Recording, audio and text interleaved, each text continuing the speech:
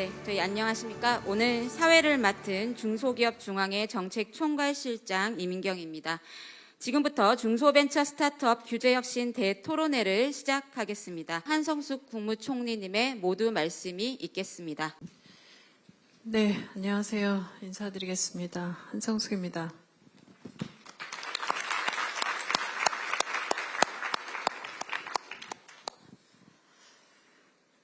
오늘 이렇게 중소기업 또 벤처기업 스타트업 여러분들 대표님들 뵙고 중소벤처 스타트업 토론회를 하게 돼서 굉장히 뜻깊게 생각합니다. 작년에는 중후부처 장관으로서 자주 뵀어야 되는데 많이는 못 뵙지만 여러 번 뵀었고 또 현장에서 주셨던 많은 말씀들이 또 기억도 납니다. 최근에 사실 경제 성장률이 굉장히 거시지표적으로는 지표가 굉장히 좋아지고 있는 상황이지만 잠재 성장률은 1%대에 머무는 동에 구조적인 저성장에 대한 우려가 좀 커지고 있는 상황인 건 우리가 모두 다 알고 있습니다. 그리고 중소기업의 현장은 좀 더 어려운 것도 사실입니다.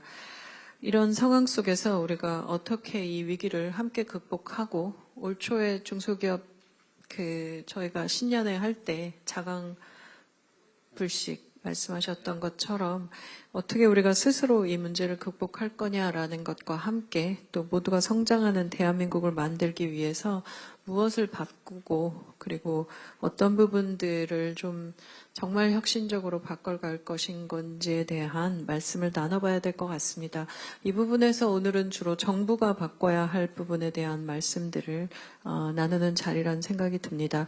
기업은 스스로 알아서 바꾸시는 부분들에 대한 약속을 하셨고 이 정부가 바꿔야 될 부분에 대해서 이 부분들이 또 기업의 성장과 또 생존에 관련돼서 많은 영향을 미치고 있는 부분들이기 때문에 굉장히 중요하게 생각하고 보고 있습니다. 특히 사실 28년 만에 지금 대통령 소속 위원회로 지금 규제 관련된 위원회를 대통령 소속으로 위원회로 격상하고 대통령께서 직접 위원장을 맡아서 규제 관련된 핵심 과제들을 챙기고 계신 상황입니다. 민간이 함께 개선안을 마련하고 있는 민간 합동 규제 합리화 추진 체계도 지금 가동 중에 있습니다.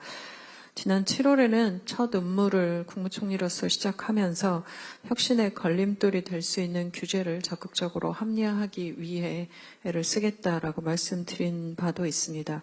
오늘 이 자리는 지난 7월에 중소기업 관련해서 김기문 회장님 비롯해 여러 회장님들 뵙고 관련해서 지금 중소기업계의 대표님들을 가장 먼저 뵙고 어떤 부분들을 바꿨으면 하는지에 대한 규제 혁신 대토론회를 제안을 주셔서 마련된 자리입니다.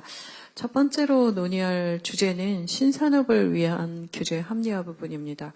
그 혁신적인 신기술이나 아이디어가 출현하는 단계에서 법과 제도가 사실 뒷받침되지 못하면 새로운 산업으로 성장하지 못하는 부분들도 있기 때문에 또 여기에 관련되어 있는 기존의 이해관계자들도 많으시고요. 이 상황에 대해서 어떻게 우리가 서로 좀 논의하고 또 이 부분을 해결할 건가라는 관점에 대한 합리적인 해법을 찾아가는 시간이 필요하다는 생각입니다.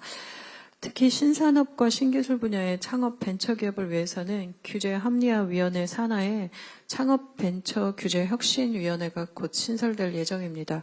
창업 벤처 쪽의 규제를 좀 별도로 다뤄서 이 부분을 좀 속도감 있게 개선해 가기 위한 그런 위원회입니다.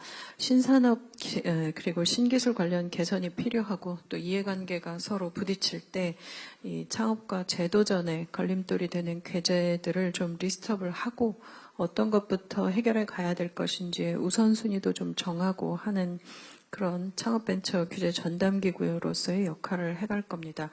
두 번째 주제는 중소기업의 성장을 위한 규제 개선 분야에 대해서 말씀을 나눠보고자 합니다. 최근 정부가 대한민국의 대도약을 위한 3대 메가 프로젝트를 발표했습니다. 이 대격변을 추격하던 나라에서 대격변을 주도하는 나라로 위상이 바뀌는 굉장히 중요한 일이고 여기에 우리 모두가 함께 힘을 모아 가야 합니다. 이 메가 프로젝트가 성공하려면 투자의 성과가 중소기업들도 생태계로서 굉장히 중요한 역할을 하고 이걸 통해 모두의 성장으로 이어지는 선순환을 만들어야 합니다. 이를 위해서 중소기업들과 대기업이 어떤 상생 협력 관계를 맞아갈 건지, 또 지역의 균형 발전에 어떻게 함께 참여해 갈 건지, 그리고 자본시장은 어떻게 적극 활용할 건지에 대한 말씀들을 듣고 방안들을 좀 마련해 보고자 합니다. 오늘 첫 자리로 마련이 됐는데요. 앞으로도 이런 자리들은 계속해서 현장에 말씀도 들을 거고, 오늘 주신 책자도 잘 봤습니다. 오늘 현장에서 굉장히 많은 부분 말씀을 나누시기 어렵다고 해서 미리 책자로 주신 것도 있었고, 또 규제합리화위원회에서 이미 이전부터 각 경제단체들의 의견들을 모아서 규제를 모으고 정비하고 있는 것들도 있습니다. 이 부분에 대해서는 좀 현장에서 좀 더 체감하실 수 있도록 챙겨가 보겠습니다.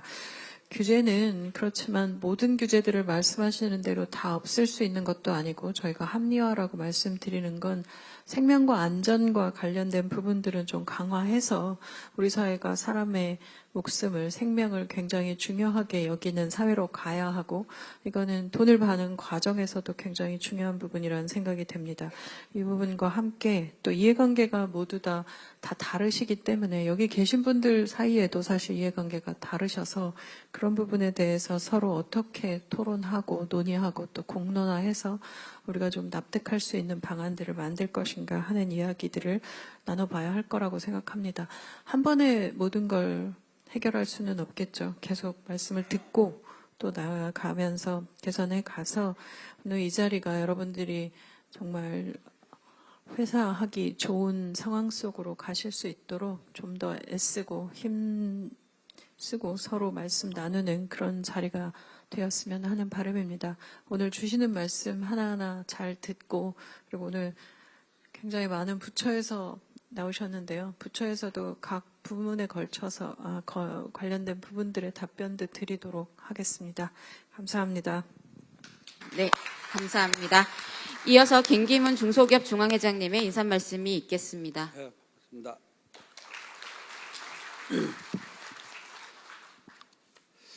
예, 중소기업 중앙회장 김기문입니다. 오늘 한성숙 국무총리님께서 경제단체 중에 중소기업계를 가장 먼저 찾아주셨는데 진심으로 감사 말씀드립니다. 그리고 정부에서는 김용수 국무 제2차장과 권대영 금융위 부위원장님, 그리고 10개 부처에서 직접 답변을 하기 위해서 배석을 하셨습니다. 중소기업계에서도 12분의 단체장이 오셨고 여러 조합 이사장님들이라든가 중소기업 대표분들도 오셨습니다. 오늘 토론회는 아까도 말씀드렸습니다마는 총리님께서 취임하시자마자 중소기업 단체장들과 일요일인데도 불구하고 오찬 간담을 하면서 규제개혁 토론회를 건의드렸는데 사실 한 달도 안 됐는데 이렇게 방문을 하셨습니다. 아시다시피 우리 경제가 좀 전에 총리님도 말씀하셨습니다마는 굉장히 반도체를 중심으로 호황이 이어지고 있고 수출은 상반기에 5천억 달러에 육박하는 등 사상 최대였는데 8월 초의 수출도 역시 역대 최대의 그 수출로 지금 보도되고 있습니다. 그런데 안타깝게도 중소기업은 법인 파산 신청과 은행 연체율이 가장 지금 높은 수준이고 소상공인들은 내수 부진이 장기화되면서 굉장히 힘든 시간을 보내고 있습니다. 삼성전자와 하이닉스 등 대기업은 초호황을 맞아 근로자들과 성과금을 나누고 있지만 정작 거기에 납품하는 중소기업들은 낙수 효과를 누리지 못해서 임금 인상과 R&D를 못하고 있는 현실입니다. 오늘 주제가 중소벤처 스타트업 규제혁신 대토론회인데 규제혁신이야말로 정부가 예산 한 푼 들이지 않고 경기를 살리고 중소기업을 지원하는 가장 좋은 제도라고 생각합니다. 여러 견해가 있겠지만 제가 이 자리에서 두 가지만 말씀을 드리겠습니다. 먼저 지난 7월 1일부터 코스닥 상장 폐지 요건이 강화됐는데 시가총액이 200억 미만이거나 동전주 기업이 경영을 잘못했으면 당연히 퇴출돼야 한다고 생각합니다. 그러나 재무 상태나 경영 실적과 상관없이 투자자들이 코스닥을 팔아서 코스피로 이동하는 등 시장의 변동성으로 시가총액이 낮아지거나 동잔주가 되는 억울한 기업들도 있습니다.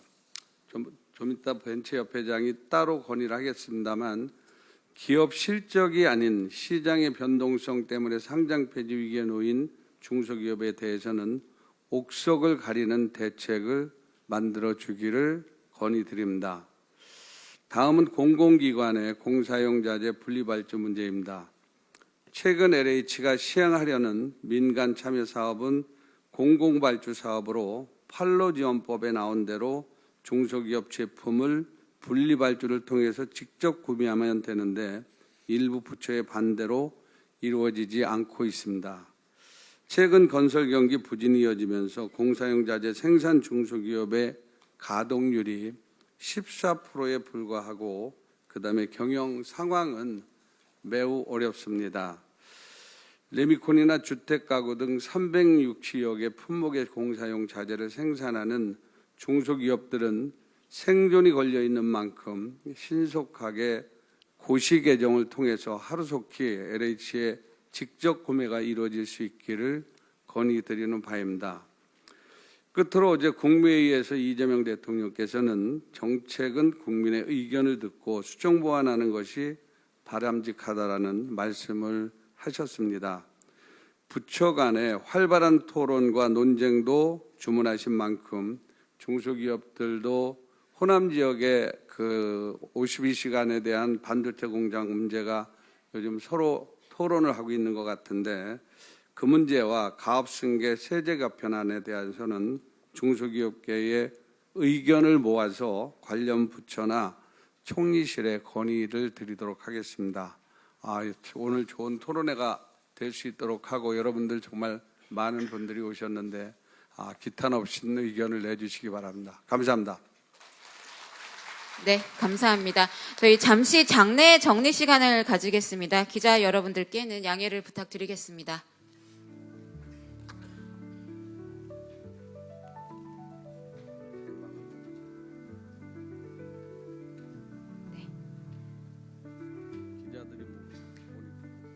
먼저 진행 방식을 오늘 잠시 안내를 드리겠습니다. 오늘 3개 세션으로 나눠서 진행을 하겠습니다. 첫 번째는 신산업 등장에 따른 규제 이슈, 두 번째는 중소기업 성장을 위한 규제 개선, 세 번째는 분야별 건의입니다. 각 세션별로 건의 후에 정부 부처 답변을 듣고 다음 세션으로 넘어가도록 하겠습니다. 그럼 지금부터 대토론회를 시작하겠습니다. 저희 첫 번째 세션입니다. 신산업 등장에 따른 규제 이슈입니다. 저희 새로운 산업의 출현 속도가 빨라짐에 따라 제도가 이를 따라가지 못하거나 기존 산업과의 조화도 중요해졌습니다. 첫 번째 세션에서는 이에 대한 이야기를 해보고자 합니다. 저희 지금부터는 김기문 회장님께서 진행해 주시겠습니다. 오늘 잠깐 설명을 드리면 여러분들이 첫 번째 세션에서 건의하시면 관련 부처에서 답변을 받고 그 다음 세션으로 넘어가고 이런 쪽으로 진행을 하려고 합니다. 아마도 굉장히 효율적인 그런 진행이 아닌가 싶습니다. 그래서 지금부터 시작하도록 하겠습니다. 첫 번째에 제도의 부재 분야에 대해서 이노비즈의 정광천 회장님 건의해 주기 바랍니다. 네, 안녕하십니까. 이노비즈 회장 정광천입니다. 네, 연일 바쁘신데 주말도 없이 하고 계시는 거 저희가 같이 참여도 하고 또 뉴스에서도 보고 있습니다. 어쨌든 우리 중소기업들 목소리 경청해 주시기 위해서 좋은 자리 마련해 주신 우리 총리님 그리고 관계 부처 차관님들께 먼저 깊이 감사드립니다. 잘 아다시피 지금 어찌됐거나 세상은 AI를 중심으로 또 움직이고 있고 로봇 그리고 어찌됐거나 중소기업 입장에서도 기업의 사이즈와 관계없이 글로벌로 나가야만 생존이 가능한 그런 환경으로 바뀌고 있습니다. 잘 아다시피 이런 글로벌 AI 산업에서 신속하고 광범위한 학습 데이터 확보가 방금 말씀드린 AI나 글로벌 또 로봇 생태계에 있어서도 아마 핵심 요소로 자리하고 있는 것 같습니다. 그럼에도 불구하고 사실 이런 여건들이 녹록지 않습니다. 그래서 그 관점에서 한 두 가지 정도를 말씀드리려고 그러고요. 물론 당연히 우리 자본과 인력 여건이 상대적으로 열악한 중소기업 입장에서는 이러한 상황들이 좀 더 가중되고 있는, 그러면서도 동시에 예전과도 달리 사업의 성패로 직결되는 절박한 문제라는 것을 먼저 말씀드리면서 이어가도록 하겠습니다. 지금 현장에서는 사실 저작권법이나 개인정보보호법 이런 규제들로 인해서 데이터 수집이나 학습 그리고 활용에 이르기까지 어려움을 겪고 있는 게 사실 엄연한 실정인 것 같습니다. 한 두 가지 부분에서 첫 번째는 먼저 로봇과 드론 같은 피지컬 A 분야를 먼저 한번 말씀드리고 싶습니다. 현행 개인정보보호법상 영상 활용 제한으로 인해서 AI 학습용 영상을 활용하려면은 지금 최근에 되었던 자율주행차법과 같이 개별법에 특별 조항을 별도로 마련해야 하는 사실 어려움이 있습니다. 이를 해결하기 위해서 개인정보보호법 개정안이 현재 법사위를 통과했지만 사안별로 사전 심의를 요하고 있어서 기업들이 속도감 있게 서비스를 개발하기에는 무리함이 있고 한계가 있는 것 같습니다. 사실 아날로그 중심 국가인 일본에서조차도 최근에 AI 개발 목적의 비식별 정보에 한해서는 동의 없는 활용을 허용하는 등 데이터 규제 정비를 속도감 있게 추진하고 있는 상황입니다. 두 번째는 LLM에 관한 내용입니다. 초거대 AI, LLM 분야에서도 사실 마찬가지 상황입니다. 관련 저작권 제도 개선 논의가 정부와 국회에서 진행되고 있는 것으로 알고 있습니다. 다만 그 사이에 우리 중소 AI 기업들 학습 데이터 구매 비용 부담도 커지고 해외 진출 시 저작권 분쟁 리스크에 대한 우려도 함께 안고 있는 상황입니다. 영국, 독일, 일본 등 주요 경쟁 국가들 이미 TDM 면책 규정을 도입해서 AI 학습 데이터 활용의 법적 예측 가능성을 확보하고 있는 상태입니다. 물론 저희도 LLM 분야에서 TDM 면책 조항 관련 법안이 발의되었고 문체부나 우리 과기부 쪽에서 여러 가지 다양한 논의를 하면서 방법을 찾아가고 있는 걸로 알고 있습니다만은 현재 사실 국회 계류가 장기화되어 있는 상태입니다. 그래서 아마 총리님이 오셨기 때문에 전반적으로 각 부처의 어떤 주장이나 어려움들을 같이 통합할 수 있는, 그래서 좋은 결과로 맞아질 수 있는 내용으로 이어졌으면 좋겠다는 말씀을 드리고, 우리 기업들이 글로벌 기업들과 대등한지에서 경쟁하기 위해서는 사실 AI 시대에 저희만 하고 있는 게 아니라 전 세계가 다 사실 이 경쟁에 뛰어들고 있고, 이것은 수평적으로도 모든 국가가 저희가 3위를 목표로 하고 있습니다만 모든 국가가 아마 3위를 목표로 하고 있을 거고, 시기적으로도 가장 중요한 건 타이밍입니다. 많은 자본도 들어가고 많은 시간도 필요하겠지만 적절한 시점에 우리의 목표를 이루기 위해서는 무엇보다도 기초가 되는 데이터 부분에서 저작권과 개인정보 규제가 기업들의 AI 데이터 확보에 과도한 부담이 되지 않도록 특히 체력이 약한 중소기업 여건을 함께 고려하면서 학습 데이터 관련 규제 전반을 글로벌 스탠다드 관점에서 검토해 주시기를 간곡히 권유드립니다. 저희 우리 혁신 기업들도 기술 개발의 골드 타임을 놓치지 않고 AI 산업을 선도해 나갈 수 있도록 총리님과 정부 부처의 따뜻한 관심과 적극적인 지원을 부탁드리겠습니다. 네, 감사합니다. 예, 계속해서 그 핀테크 산업협회 김종현 회장님 권해주기 바랍니다. 네, 안녕하십니까. 한국 핀테크 산업협회 회장 김종현입니다. 먼저 저희 핀테크 업권의 의견을 이렇게 전달할 수 있는 뜻깊은 자리를 마련해 주신 총리님, 중소기업 중앙회 회장님, 그리고 관계자 여러분께 진심으로 감사의 말씀을 드립니다.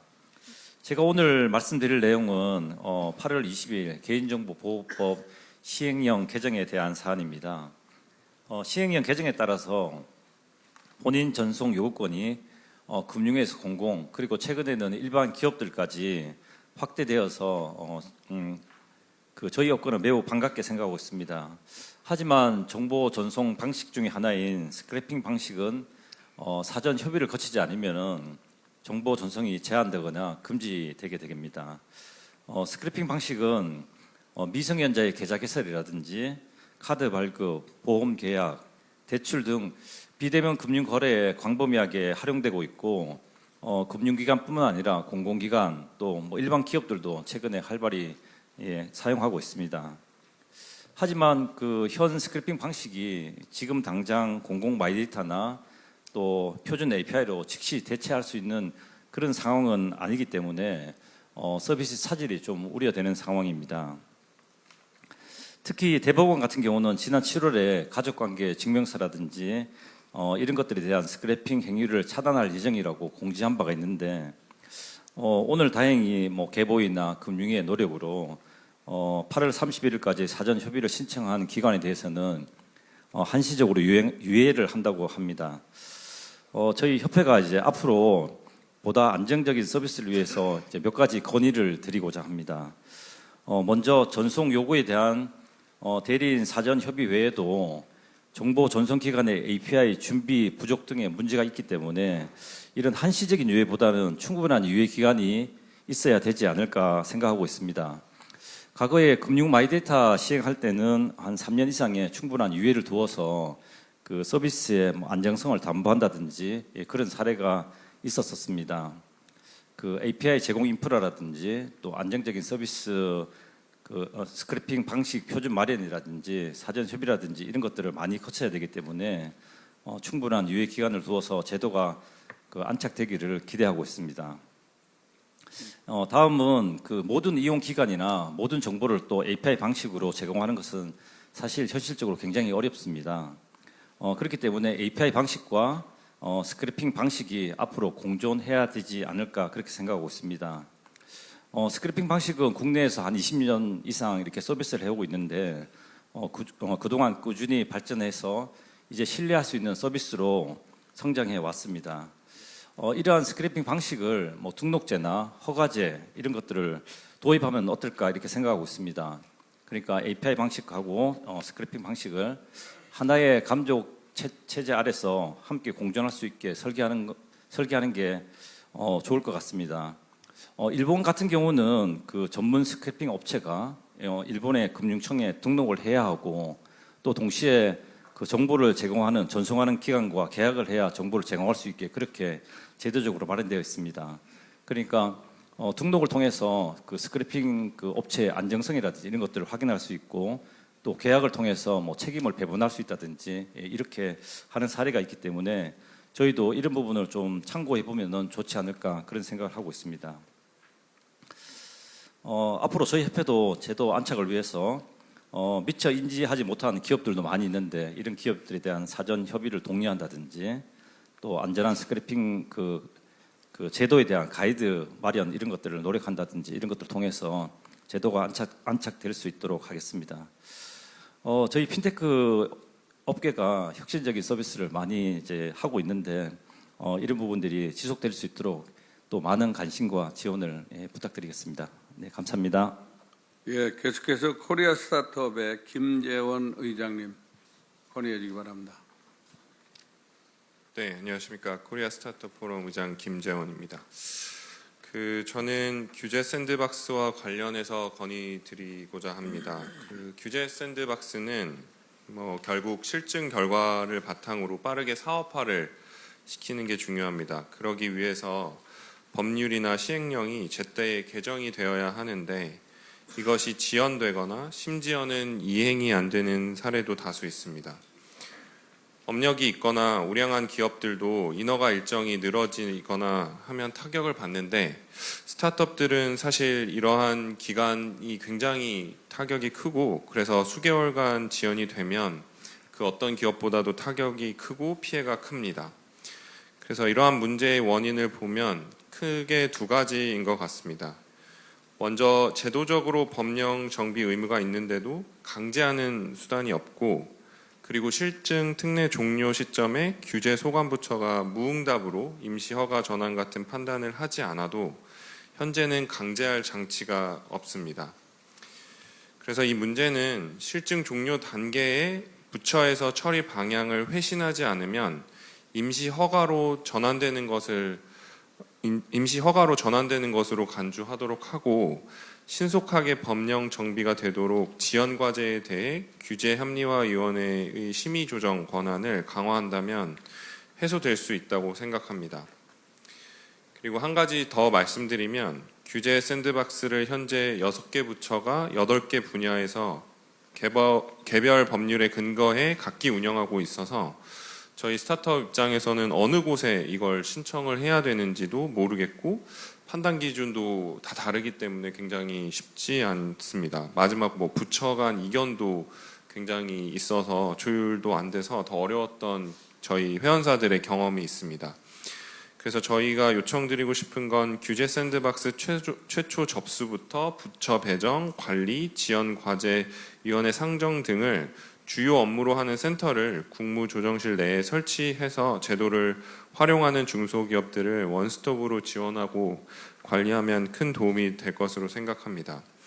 그리고 이 지금 현재 국무조정실에서 하는 거와 별개로 저희도 이제 코스포 내에서도 어떻게 보면 사업을 하다가 규제를 발견하는 것보다는 사업을 시작하기 전에 미리 파악할 수 있게끔 모니터링 할 수 있는 그런 플랫폼도 지금 개발을 해서 회원사들이 미리 좀 규제에 대한 파악과 그리고 이것을 좀 먼저 해결해서 문제가 발생한 다음에 규제를 푸는 게 아니라 규제 이전에 신속하게 풀면서 혁신을 이루어갈 수 있게끔 저희 코리아 스타트업 포럼 내에서도 진행하고 있고 이것이 지금 저희가 건의드리는 것처럼 국무조정실 내에서 원스톱으로 진행되면 많은 도움이 될 것 같습니다.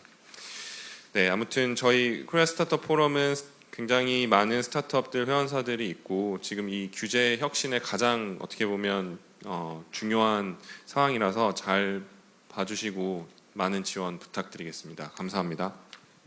예, 다음은 블록체인 협동조합의 오종옥 이사장님. 예, 안녕하십니까. 존경하는 둘째 줄. 예. 안녕하십니까. 저는 핀테크 스타트업 웨이브릿지의 창업자이자 한국 블록체인 사업 협동조합의 이사장을 맡고 있는 오종욱이라고 합니다. 저희 조합은 중소벤처기업부의 승인으로 2019년에 설립된 중소기업 중앙의 유일한 블록체인 관련된 기술 사업 조합입니다.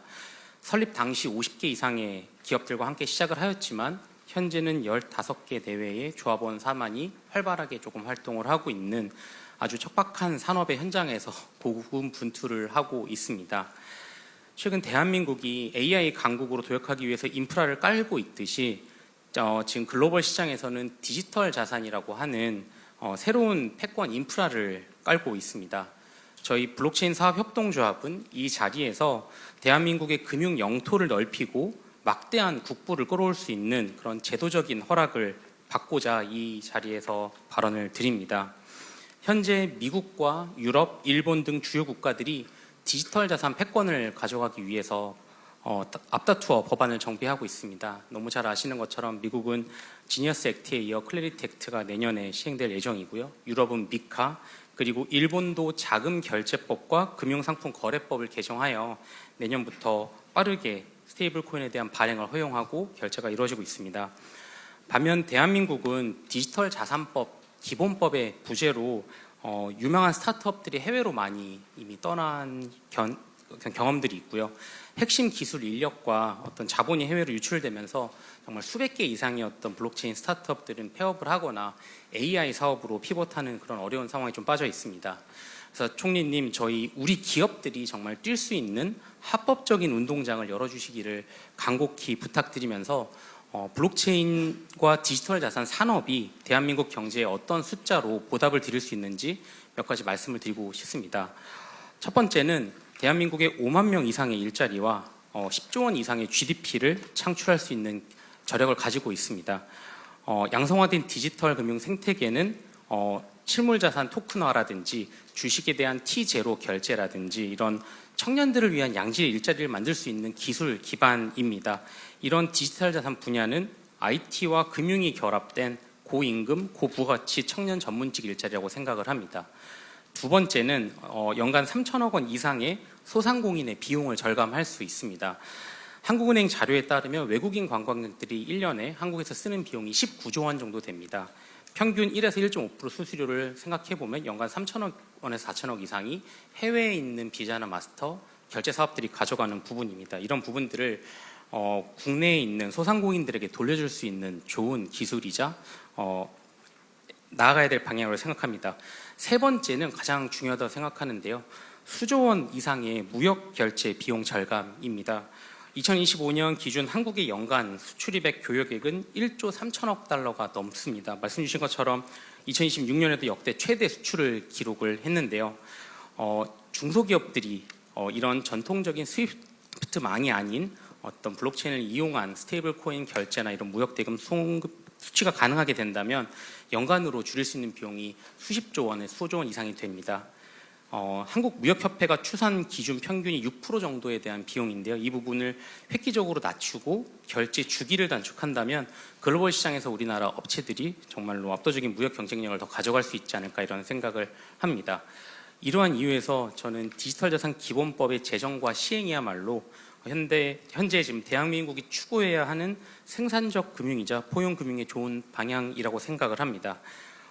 대한민국 정부가 지금 AI 산업에 가지고 있는 관심에 그리고 예산의 10분의 1이라도 블록체인 사업과 디지털 자산 생태계에 관심을 가져주시면 그리고 디지털 자산 기본법이 조속히 마련된다면 한국의 많은 스타트업들이 정말 글로벌에서 같이 경쟁을 할 수 있을 거라 생각을 합니다.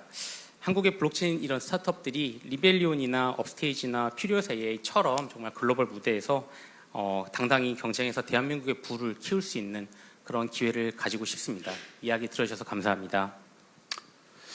예, 여기까지 건의 듣고 관련 부처의 답변을 듣는 순서로 하겠습니다. 우리 정광천 회장님 답변부터 해주시면 좋겠습니다. 예, 개인정보보호위원회 부위원장이 먼저 스타트를 좀 하겠습니다. 먼저 신산업 규제 분야의 이제 개인정보에 대한 우려와 현장의 우려와 건의를 해주신 데 대해서 감사드리고요. 그런 우려에 대해서 저희 위원회가 공감을 하고 있다. 이 말씀을 먼저 드리고 말씀 주신 부분에 대한 지금 현재까지 추진한 거 그리고 계획 이 부분을 간단히 소개를 하겠습니다. 위원회는 지금 뭐 AI 시대 데이터 특히 그중에 핵심적인 게 개인정보이기 때문에 개인정보의 개념을 어떻게 안전하게 수집하고 제대로 쓸 수 있느냐 이 분야는 우리나라뿐만 아니라 전 세계적인 이슈 같아요. 그래서 이 분야를 우리가 지난 생성형 GPT 22년 출범 나온 이래 저희가 연구반 등을 가동을 해서 법을 개정하지 않고도 할 수 있는 걸 먼저 시작을 했습니다. 그래서 법 개정 전에 분야별로 그러면 AI, 생성형 AI라든지 이런 쪽에서 개인정보를 어떻게 처리하는 게 좋은지에 대한 가이드라인을 약 10개 정도를 거의 한 두세 달 간격으로 좀 내서 현장과 소통하고 있다 이런 말씀을 먼저 드리고요. 그리고 두 번째로는 법 개정한 내용을 간단히 좀 말씀을 드리면 지금 우리 회장님께서 정광천 회장님 말씀하신 피지컬 AI의 드론이나 로봇 분야 그리고 자율차 이 분야가 우리 흔히 얘기하는 이동형 영상기기 부분인데 23년도 9월 15일 날 개인정보보호법을 개정하면서 기존에는 모두 동의를 받아야 개인정보를 수집하고 처리할 수가 있었는데 아시겠지만 영상정보나 이런 거는 동의를 받을 수가 없거든요. 그래서 법적 근거를 마련한 게 본래의 목적으로 촬영 사실을 안내하고 표시한 상태에서 개인정보를 처리할 경우에는 수집할 수 있도록 근거를 열어놓은 상태입니다. 그래서 이제 한 2년 반 정도 이렇게 진행이 됐고요. 수집 면에서는 그 에러를 일단 풀었다고 생각을 하는데 거기에 이제 문제는 이제 그 다음 단계입니다. 그러니까 AI 학습을 위해서 그러면 쓸 수 있느냐의 문제인데 이 분야는 저희가 문제를 공감을 하고 그래서 작년에 그 국회에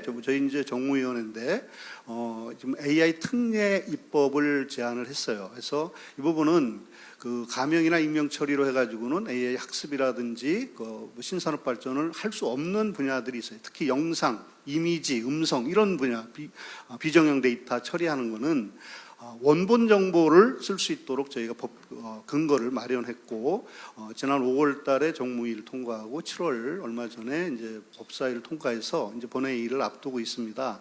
최대한 빠른 시간 내에 개정을 할 거고 시행령도 빠른 시간 내에 해서 6개월 이내에 개정을 하도록 하겠습니다. 그 걱정하신 그 부분은 심의위원회를 전문위원회를 두려고 하고요. 절차를 그렇게 오래 가져가지 않겠습니다. 그래서 지금 이 분야가 예를 들어서 기존의 방식으로 처리 못하는 분야다. 그리고 공익이나 사회적 목적에 부합한다. 그리고 제3자의 이익을 현재 침해하지 않는 분야라고 하면 필요한 안전성 확보 조치 기준을 저희가 심사를 하겠습니다. 이걸 30일 내에 끝내려고 저희 법 내에 30일 내라는 것을 좀 명시하도록 하겠습니다. 그리고 동일 유사한 그런 그 검토에 대해서는 패스트 트랙해서 한 보름 내로 처리될 수 있도록 최대한 저희들이 노력하겠다 이런 말씀을 드리고 AI 이게 전담반, 특례 전담반을 지금 관계부처 협의하고 있습니다. 해서 집중적으로 지원하겠습니다. 해서 현장의 애로를 직접 듣고 뭐가 문제인지 저희들이 함께 고민하면서 시행령 마련 단계부터 하겠다 이런 말씀을 드리고 저희 위원회가 이제 혁신을 지원하면서도 그리고 국민이 좀 체감할 수 있는 이런 서비스를 만들 수 있도록 균형 잡힌 일을 해나가려고 하고 규제 합리화 차원에서 또 글로벌 경쟁에 뒤처지지 않도록 저희 위원회가 전력 투구를 하겠다 이런 말씀을 드리겠습니다. 그리고 두 번째도 좀 드려야 될 것 같아요. 바로 다음 건도 개인정보 시행령 개정 관련 스크래핑 이슈인데 요새 뭐 언론에 좀 많이 나오고 있고 저희가 너무 잘 알고 있습니다. 그래서 이 부분은 일부 해결된 것도 있고 한데요. 제가 간단히 좀 말씀을 드리면 위원회에서 이 부분을 제도를 도입한 거는 이제 마이데이터 분야인데 내 정보를 원하는 곳으로 이동시켜서 정보 주체 통제권 그리고 마이데이터 생태계를 이렇게 조성하는 신산업 발전에 기여하는 이런 분야입니다. 그런데 이 부분을 그동안 본인 전송 내가 다운받는 거하고 제3자 전송이 두 가지가 있는데 본인 전송을 이번 8월 20일자 이제 다음 주가 되겠습니다. 이때 확대하는 내용이 되는 겁니다. 다만 거기에서 본인 전송 원래 자기가 자기 정보 다운받을 수 있거든요. 이 부분을 대리인을 통해서 받는 경우가 있었는데 이 부분이 이제 스크래핑 이슈가 있었어요. 그래서 작년 법 개정을 시작해서 6월부터 입법 예고를 해서 규제합리화위원회 의결을 거쳤고 작년 12월에 그러면서 준비 기간이 필요하다고 해서 2월에 법은 개정이 됐는데 공공 분야에 대해서는 이제 6개월 유예를 했고 민간 1년 유예를 한 상태입니다. 다만 현장의 우려를 저희들이 실시간으로 듣고 있고 저희가 TF를 좀 만들어 대응하고 있는데 이 스크래핑 이슈는 잘 아시겠지만 상당히 편리한 방식, 자동화된 수집 방식이긴 하지만 개인정보나 이런 정보 주체, 공공기관, 전송자 입장에서는 좀 우려가 있습니다. 그래서 어떤 안전장치가 좀 필요하다 해서 사전 협의 장치를 좀 뒀습니다. 그래서 하루아침에 예를 들어 8월 20일부터 다 금지 이건 안 되는 거죠. 저희 의도가 그게 아니었고 근데 조금 더 나간 부분이 있어서 아까 우리 회장님 말씀하셨던 그 대법원 이슈 이 부분을 집중적으로 저희 위원회와 금융위원회 그리고 국조실이 같이 협업을 해서 수차례 좀 협의를 했습니다. 그래서 오늘 12시자로 이런 부분 금지가 아니라 사전 협의를 하면서 안전한 방식으로 하는 방식을 유예를 하겠다 해서 적절한 기간을 두려고 하고 이 부분 저희들이 지원을 해 나가겠습니다. 그리고 두 번째 말씀하신 유예 기간 이 부분도 공공기관이 지금 이제 본인 전송에 대한 대상이 되는 기관이 기관 수로는 66개 기관이고요. 부처로 하면 29개 부처청입니다. 여기는 국민의 대부분의 개인정보를 처리하고 있는 예를 들어 주민번호라든지 뭐 민감한 정보라든지 의료정보를 취급하고 있는 데라 이 기관 대상으로 해서 저희가 협의를 좀 하고 있고요. 그리고 공공기관별로 지금 스크래핑하는 대리를 하고 있는 이런 기관 간의 사전 협의 절차를 저희가 중개를 하고 있습니다. 그래서 저희가 1, 2차 중개 이렇게 현황을 파악을 했더니 약 700여 개가 되는데 그 협회 쪽에서도 여러 군데에서 소규모 사업자가 빠져 있다. 그래서 저희가 다시 어제부터 그런 제도 개선이 되는 거를 모르거나 이렇게 되면 안 되기 때문에 8월 말까지 다시 한번 3차 신청 기간을 갖고 있습니다. 이것은 공공기관 회의를 제가 내일 위원회에서 또 주재를 해서 공공기관과 사업자 간에 이렇게 합리적인 협의를 할 수 있도록 저희 TF 중심으로 해서 적극 지원을 해서 필요한 기관들이 어느 정도 되는지 일단 분석을 해야 될 것 같아요. 그래서 협의를 지원하겠다 이런 말씀을 드리겠습니다. 그리고 비자격 기관에 대한 지원 이 문제는 스크래핑과 API가 공존하는 이런 분야는 뭐 좋은 제안이 있었어요. 그래서 뭐 딴 나라 사례도 저희가 좀 보겠습니다. 보고 저희가 한꺼번에 API로 전환하는 거는 좀 무리가 있다고 저희도 생각을 해요. 그래서 말씀하신 부분이 아마 약속된 뭐 스크래핑 이런 등록 허가 뭐 표현을 어떻게 하든 공공기관하고 좀 협의를 좀 할 필요가 있지 않은가 싶고요. 그거에 대한 어떤 일반 아주 기본적인 기준이라든지 매뉴얼 이런 부분들은 우리 위원회가 관계부처 협의해서 좀 만들도록 하겠습니다. 그래서 현장에 이런 제도들이 안착될 수 있도록 위원회가 더 노력을 하겠다 이런 말씀을 드리고, 오늘 대부분 중소 스타트업 다 참여하셨는데 협회에서 지금 3차 신청 기간인 만큼 소외되지 않도록 다 신청을 해서 같이 이렇게 제도 개선 부분을 협의할 수 있도록 좀 도와주시기를 좀 당부를 드리겠습니다. 우리 위원회가 그 부분에서 좀 더 노력을 하겠습니다.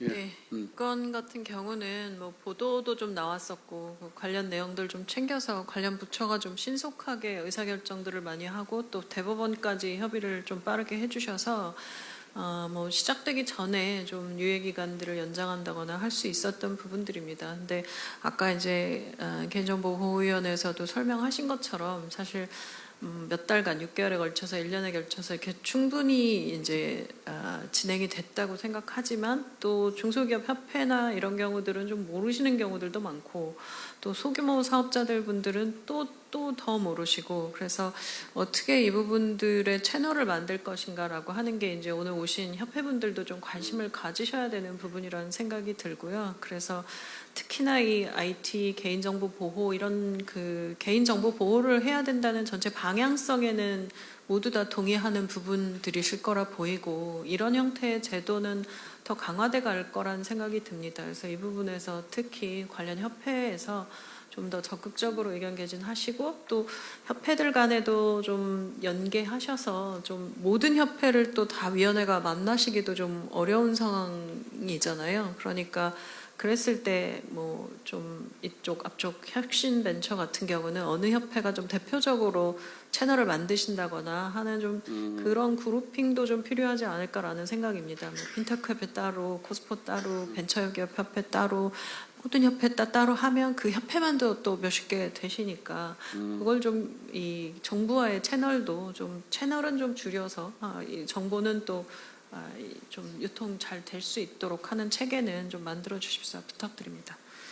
예, 알겠습니다. 그렇게 하도록 그 총리님 말씀대로 저희 위원회가 중심이 돼서 협회하고 소통을 해 나가겠습니다. 오늘 참석하신 협회들하고 소통을 좀 더 강화하겠습니다. 네. 예, 고맙습니다. 계속해서 답변. 예.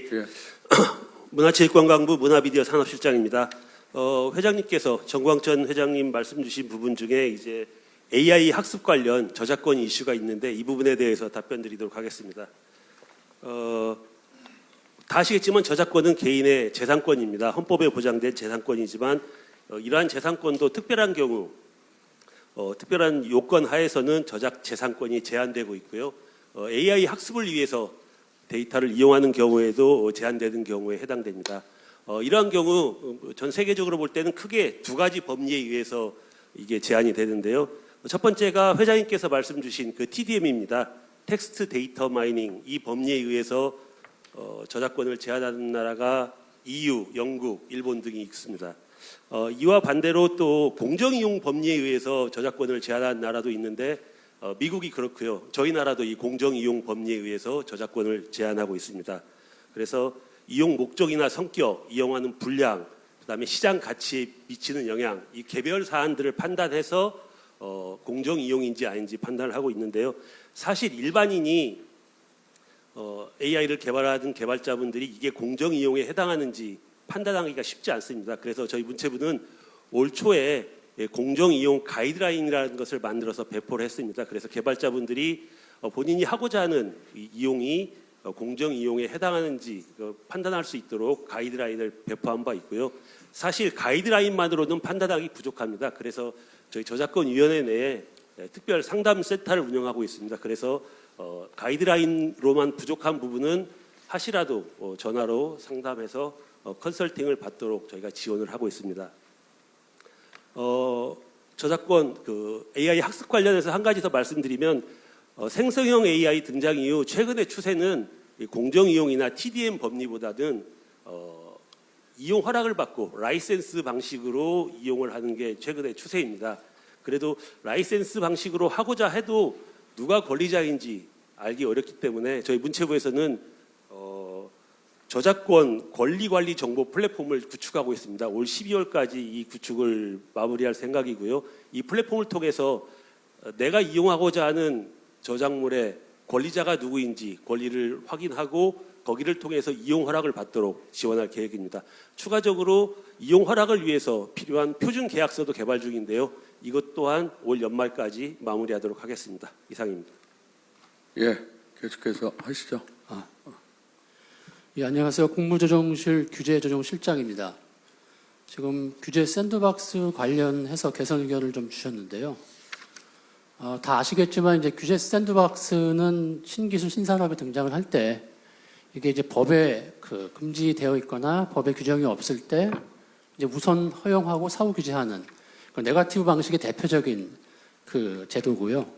그래서 지난 2019년도에 도입이 돼서 지금 7년 동안 운영하면서 현장에서는 상당한 성과가 있다고 지금 평가가 되고 있고요. 다만 지금 건의해 주신 그 말씀대로 일부 이제 6개 부처 8개 샌드박스가 운영되면서 이제 분절화되는 문제, 그리고 법령 정비로 이어지지 못하는 이런 문제, 각종 좀 문제가 지금 많이 지금 건의가 좀 들어왔었고요. 이에 따라서 지금 저희가 그 작년 11월에 샌드박스 통합 특별법을 지금 작년 11월에 지금 개선 방안을 담아가지고 법이 지금 나가 있습니다. 그래서 올 하반기에는 법이 좀 통과가 될 거고요. 법이 통과가 되면은 그 총리실에 이 통합운영센터가 지금 운영이 됩니다.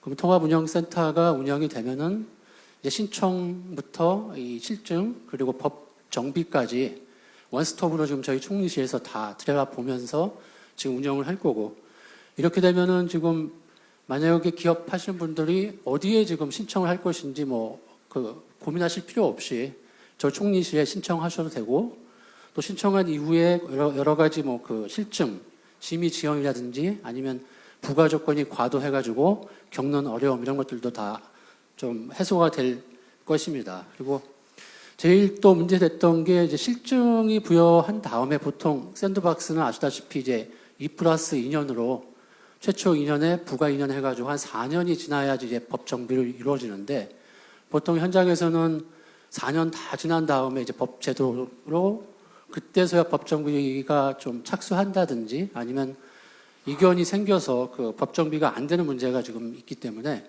이번 개선안에는 실증 들어갈 때부터 그 법 정비 계획을 내서 실증 때부터 법 정비가 좀 이루어지도록 이렇게 제도 개선을 했습니다.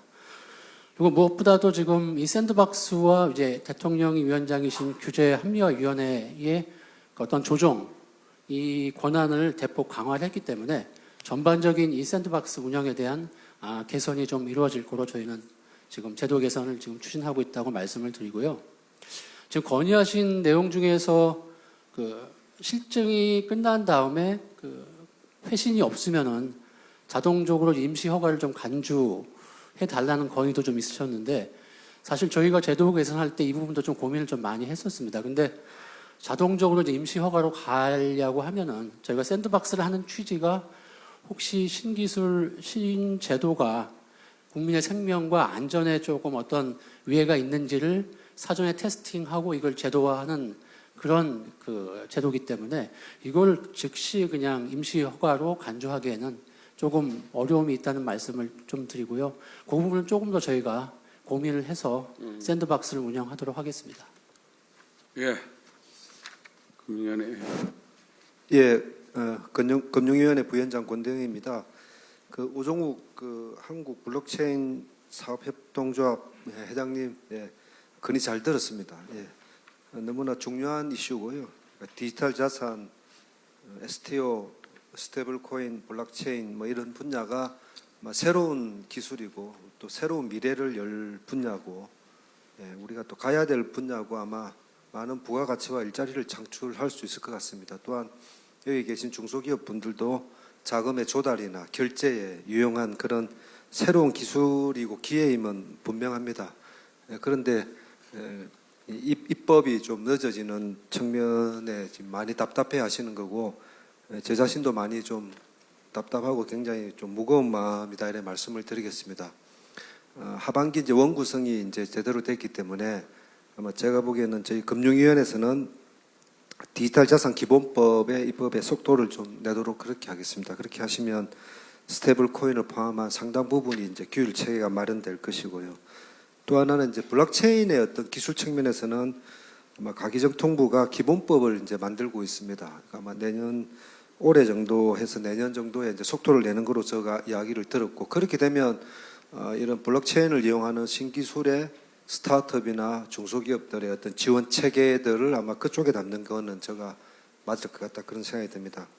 그렇지만 꼭 법이 아니더라도 이런 뭐 모범 기준이나 관행으로 바꿀 수 있는 그런 법인 투자자에 대한 부분은 저희가 입법하고 좀 연계되어 있는데 그 부분은 좀 속도를 좀 내도록 그렇게 말씀을 드리겠습니다.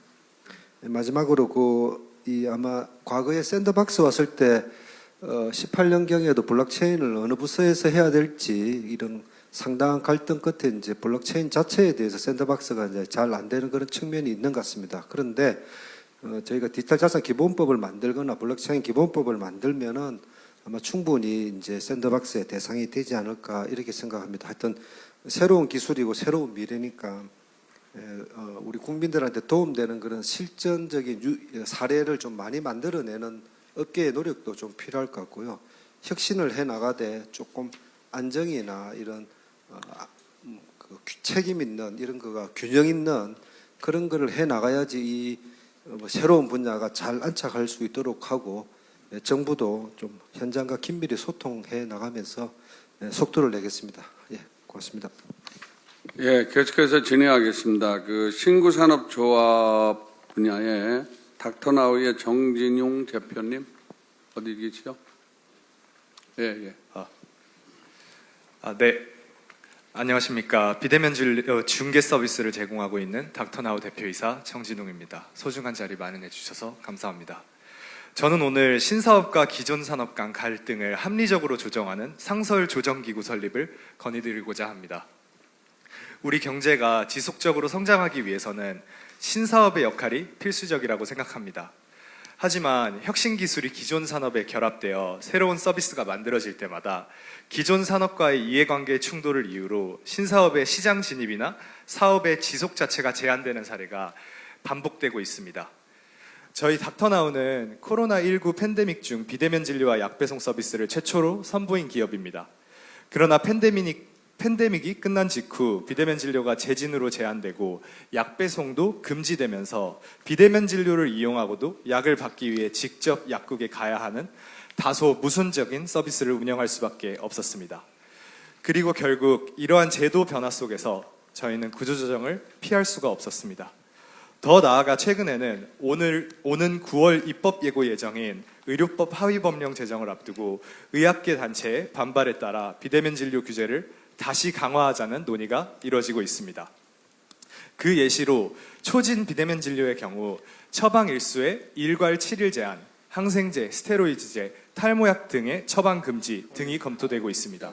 항생제나 스테로이드제는 급성 경증 질환으로 비대면 진료를 찾는 환자에게 당장 필요할 수도 있는 의약품이며 탈모약의 경우에도 많은 국민들이 이용하는 엄연한 치료제입니다. 이처럼 처방일수나 의약품 종류를 행정적으로 제한하는 것은 OECD에서도 전무한 세계적으로 찾아보기 힘든 유형의 규제입니다.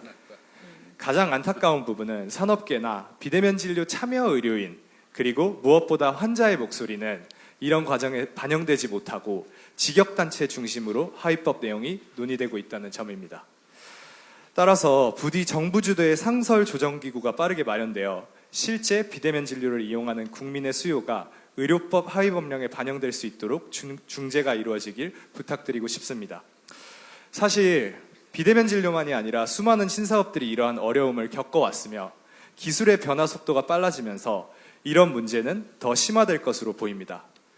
앞으로 기존 산업보호를 위해 특정 이해관계자의 주장에 따라 그때그때 제도를 결정하기보다는 상설 조정기구를 통해 국민, 신사업, 기존 사업 모두 혁신에 함께 동참할 수 있는 정책 환경이 마련되길 기대합니다. 청취해 주셔서 감사합니다. 예, 계속해서 이 세션으로 넘어가서 중소기업 성장을 위한 규제 개선으로 들어가겠습니다. 우리 자본시장 활성화에 대해서 우리 벤처협회의 송병준 회장님 건의해 주시고, 그다음에 벤처캐피탈의 김학균 회장님 연속해서 건의해 주기 바랍니다. 네, 안녕하십니까. 벤처기업협회 송병준 회장입니다. 바쁘신 가운데 중소벤처업계와 규제 혁신을 대해 소통할 수 있는 자리 주신 총리님께 진심으로 감사드립니다. 오늘 저는 벤처 생태계 회수시장 핵심적인 역할을 하고 있는 코스닥에 대해서 말씀드리겠습니다. 코스닥 시장은 지난 30년간 혁신 기업의 자금 조달, 벤처 투자 회수를 뒷받침하며 우리 경제 성장 사다리 역할을 해왔습니다. 최근 정부와 금융당국이 부실 기업을 신속하고 엄정하게 퇴출하고 혁신 기업이 원활하게 상장할 수 있는 다산다사의 역동적인 시장을 만들겠다는 방향에 대해서는 업계도 원칙적으로 공감합니다.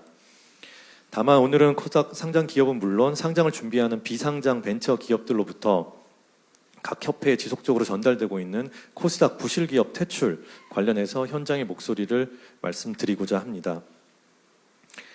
7월 1일부터 코스닥은 시총 200억 미만, 내년 1월부터는 시총 300억 미만, 시총 단일 기준으로 퇴출하는 정책이 발표된 바 있습니다. 이 상장 폐지 관련은 한 기업의 운명을 결정하는 중대한 사안입니다. 그리고 이는 한 기업만의 문제가 아닙니다. 창업자, 임직원, 주주, 협력업체 모두가 관련된 엄중한 사안이라 제도의 취지가 타당하더라도 충분한 수기와 영향평가 그리고 시장이 제도를 받아들일 수 있는 준비 기간이 필요하다고 생각을 합니다. 정부가 추진하고 있는 코스닥 시장의 신뢰 회복과 부실 기업의 신속한 퇴출이라는 정책 방향에 적극 공감합니다. 다만 장기간 실질적인 영업 활동 없이 자본 시장을 통해 연명하거나 반복적인 자금 조달, 불공정 거래 등으로 투자자에게 피해는 주는 기업이 시장에 계속 남아 있는 것은 코스닥 시장의 신뢰와 경쟁력을 훼손할 수 있습니다. 따라서 부실 기업에 대한 엄격한 관리, 신속한 퇴출은 필요합니다. 다만 현재 강화되고 있는 시가총액 중심의 상장 폐지 기준이 부실 기업을 가려내는 기준으로 충분히 합리적인가에 대해서는 생각할 필요가 있다고 생각합니다. 시가총액은 기업의 경영 성과뿐 아니라 시장의 수급, 업종에 대한 투자 심리, 기관 투자자의 참여 정도, 산업 사이클 및 유동성 등에 따라 크게 변동합니다. 특히 이번에 시장의 쏠림 같은 비정상적인 변수가 생겼을 때 정상적인 영업하는 기업들이 퇴출될 수 있는 그런 상황이 발생할 수 있습니다. 또한 장기간의 투자 사이클을 갖는 제조업과 장비 산업의 경우 기업의 본질적인 경쟁력과 시총 사이에 상당한 괴리가 발생할 수 있습니다. 정부의 정책 목적은 저평가 기업의 퇴출이 아니라 부실 기업의 퇴출이라고 생각을 합니다. 이러한 산업적 특성을 고려하지 않고 시가총액이라는 시장 가격으로 획일적으로 정의한다면 산업 사이클을 견디고 있는 정상적인 기술 제조 기업까지 자본시장에서 퇴출될 가능성이 있습니다. 이는 장기적으로 코스닥이 육성해야 할 기술 기업과 제조 기업의 성장 기반을 오히려 약화시킬 수 있다고 생각합니다.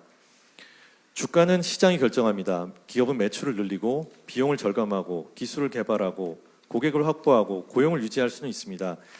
그러나 기업이 스스로 주가를 일정 수준 이상으로 유지하는 데는 명백한 한계가 있습니다. 오히려 상장 폐지 기준을 맞추기 위해 기업이 단기간 주가를 끌어올려야 하는 상황이 만들어진다면 이는 기업에게 본업보다 주가 관리에 집중하도록 하는 잘못된 유인을 줄 수도 있습니다. 건전한 자본시장이 기업에게 요구해야 하는 것은 주가를 올리는 능력이 아니라 지속 가능한 기업 가치를 만들어내는 능력이 아닐까 합니다. 시가총액이 낮은 기업과 부실 기업을 동일하게 취급해서는 안 됩니다. 부실 기업은 신속하게 퇴출하되 정상적인 기업에게는 회복할 기회를 제공하는 것, 그것이 코스닥 시장의 신뢰를 높이면서 동시에 혁신 기업과 산업 기업을 육성하는 정책이라고 생각합니다. 이에 또한 업계가 우려하는 것은 제도를 추진하는 퇴출의 속도입니다.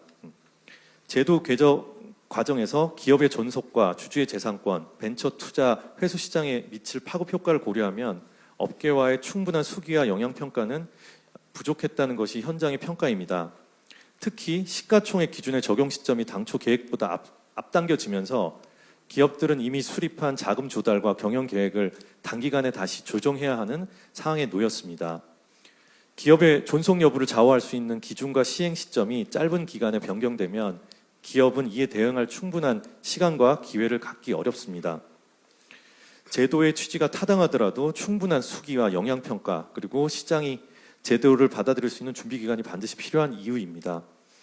특히 코스닥이 급락했던 7월 31일 종가 기준으로 시가총액 200억 원 미만 잠재 영향권 기업은 149개였습니다. 이 가운데 45개사, 30%는 영업이익을 내고 있는 흑자 기업이었습니다. 최근 8월 코스닥이 반등으로 이 기업의 숫자는 줄어든 것은 매우 다행이라고 생각합니다. 하지만 코스닥 시가총액 상장 유지 기준이 내년 1월은 300억으로 상향될 예정입니다. 아직 이에 해당하는 기업들은 300여 개가 넘는 회사가 여기에 해당하고 있습니다. 네. 실제로 과거 시장 침체기에 시가총액이 200억 원을 밑돌았던 한 코스닥 반도체 장비 기업은 지속적인 연구 개발과 사업 확장을 통해 최근 시가총액 4조 원대의 기업으로 성장했습니다. 또 다른 반도체 장비 기업도 과거 시가총액 200억 원 미만 구간을 거쳤지만 현재는 2조 원대 후반 규모로 성장했습니다. 만약 당시 현재와 같은 기준이 일률적으로 적용됐다면 이들 기업은 충분히 성장할 기회를 얻지 못했을 가능성이 있습니다. 이에 본 사안에 대해 건의드립니다. 상장 폐지 적용 시점의 유예와 충분한 수기를 통해 기준 재검토를 요청드립니다. 2027년 1월로 예정된 시가총액 300억 원 기준의 시행을 최소 1년 유예해 적용해 주시기 바랍니다. 시가총액에 미달했다는 이유만으로 정상적 기업이 곧바로 퇴출되지 않도록 객관적인 복합평가 기준을 마련해 시총 단일 기준이 아닌 객관적인 복합평가 기준을 마련해 주셨으면 합니다. 매출과 영업이익, 자산, 기술개발 성과, 사업화 진척조 등도 함께 평가하고 일정 요건을 충족한 기업에게는 충분한 개선 기회를 부여하거나 상장 유지 여부를 판단할 필요가 있다고 생각합니다. 오늘 시간 관계로 코스닥 시장 진입에 대한 말씀을 다 못 드렸는데요. 엄정한 퇴출 기준과 함께 혁신 기업의 시장 진입 절차도 관련 건의사항 건의서에 제출한 바 있습니다. 살펴봐 주시고 진입 절차도 보다 신속하고 예측 가능하게 개선해 주시기를 건의드립니다. 코스닥 시장은 부실 기업의 피난처가 되어서는 안 됩니다. 동시에 혁신 기업이 충분히 도전해 보기도 전에 퇴출되는 시장이 되어서도 안 됩니다. 마지막으로 또한 이러한 우려가 정책에 앞서 충분히 검토될 수 있도록 정부와 업계와의 소통 창구, 협의체 등을 구성해 상장 심사 개선과 상장 폐지 보완 방안을 논의해 주실 것을 요청드립니다. 중소벤처업계도 코스닥 시장의 신뢰 회복과 혁신 성장을 위해 적극 협력하겠습니다. 감사합니다. 예, 내용 잘 들었습니다. 그 건의는 중소기업 거의 단체들이 다 합심해서 건의를 만든 것 같은데요. 근데 좀 길었어요, 너무. 그래가지고 이렇게 하다 보면 시간 내에 못 끝낼 것 같아요. 김학균 회장님 계속해서 하시죠. 네, 안녕하십니까. 한국벤처캐피탈협회 회장 김학균입니다. 저는 코스닥 신규 상장 기업 대상 보호예수 관행 개선에 대해서 건의드리면서 이것이 왜 이렇게 되고 있는지에 대한 근본적인 문제를 말씀드리고 해법을 빠르게 말씀드리도록 하겠습니다. 지금 코스닥 상장 시 투자자 보호를 위한 의무 보호 예수 기간이 있습니다. 그 외에도 거래소 권고 등에 따라서 벤처 펀드 보유 주식에 대해서 락업을 추가로 설정하는 그런 관행이 지금 지속되고 있습니다. 가 상장한 회사의 주가가 초기 안정되게 관리되었으면 하는 그런 바람과 목적은 그 취지는 저희도 충분히 공감합니다. 문제는 여기에 부가적으로 상장 시 추가로 보호 예수를 하는 그런 것을 막아주십사 하는 것입니다. 벤처펀드 회수의 중요성에 대해서 좀 더 설명을 좀 드리도록 하겠습니다. 2005년 정부가 직접 투자 방식에서 간접 투자 방식으로 정책을 전환하고 한국벤처투자를 설립하고 모태펀드를 통해서 펀드 중심으로 벤처 정책을 전환했습니다. 2005년에 약 7천억 원 정도 펀드가 만들어져 투자가 됐고요. 20년이 지난 2025년 약 15조 정도의 벤처 펀드가 설립됐습니다. 올해는 약 20조 정도 될 것으로 보이고 있습니다. 약 20년 동안 30배 정도 펀드 규모가 늘어났습니다. 그동안 명목 GDP가 3.1배 정도 성장한 거에 비하면 벤처 펀드는 한 10배 정도 더 성장했다, 이렇게 보시면 되겠습니다. 이렇게 비약적으로 발전한 것은 펀드 수익률이 뒷받침되어서 출자한 자본들이 회수가 되고 다시 재투자하는 선순환이 되어 왔기 때문에 펀드 규모가 10배, 30배 정도 좀 커졌다고 보실 수 있겠습니다. 2005년 한국벤처 펀드 설립된 이 한국벤처 투자의 모태펀드 수익률은 그동안 8%대였고 한국성장금융의 성장사들이 펀드는 약 12%를 기록하고 있습니다. 아울러 지난 5년간 벤처펀드의 수익률은 연평균 최저 9.3%에서 최고 15.2%로 매우 안정적으로 관리되고 있습니다. 이렇듯 정부의 정책 목표와 민간의 수익률을 모두 잡은 세계에서 가장 모범적인 벤처 생태계를 만들어 왔고 많은 나라들이 우리나라를 벤치마킹하고 있습니다.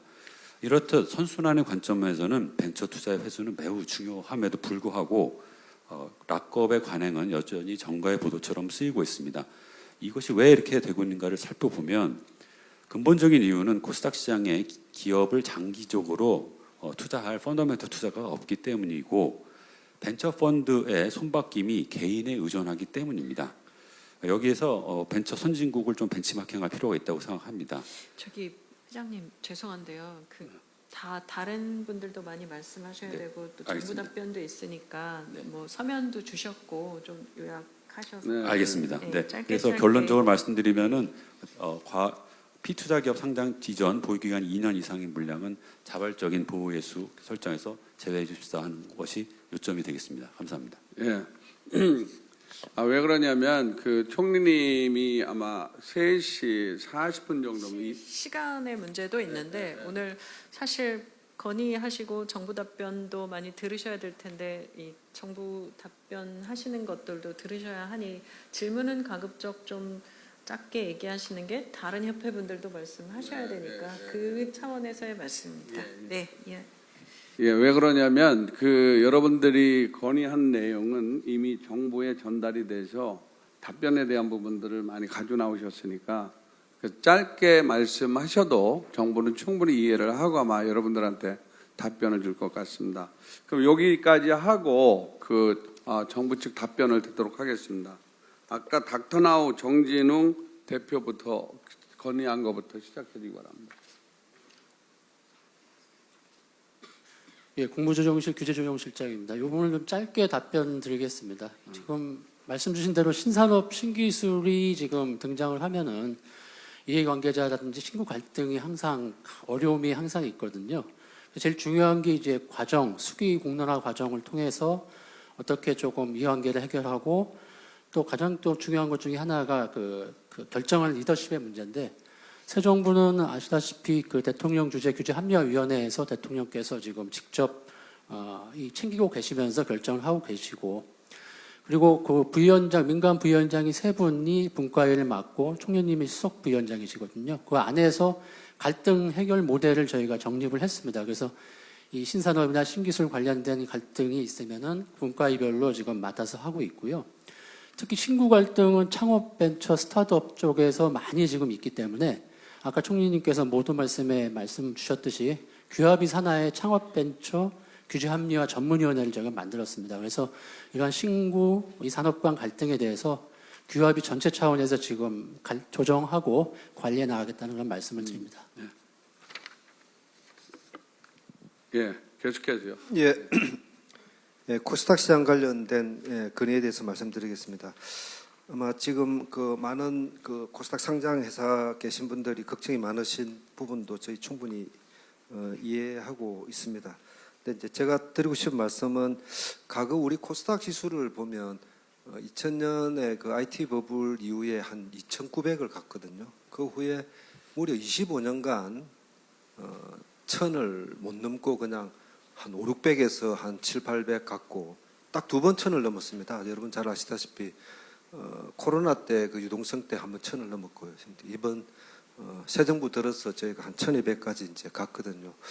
그러면 이제 한 25년간 이 시장 육성을 위해서 정부가 수많은 노력을 했죠. VC도 키우고 규제도 완화하고 자금도 지원하고 많은 노력을 해왔는데 이 시장이 이렇게 그 기업 수는 많은데 투자할 회사가 많다 하니까 이제 정부가 전문가들이 판단을 해본 겁니다. 아, 이 시장이 한 1000개에서 시작해서 지금 1700개까지 와 있거든요.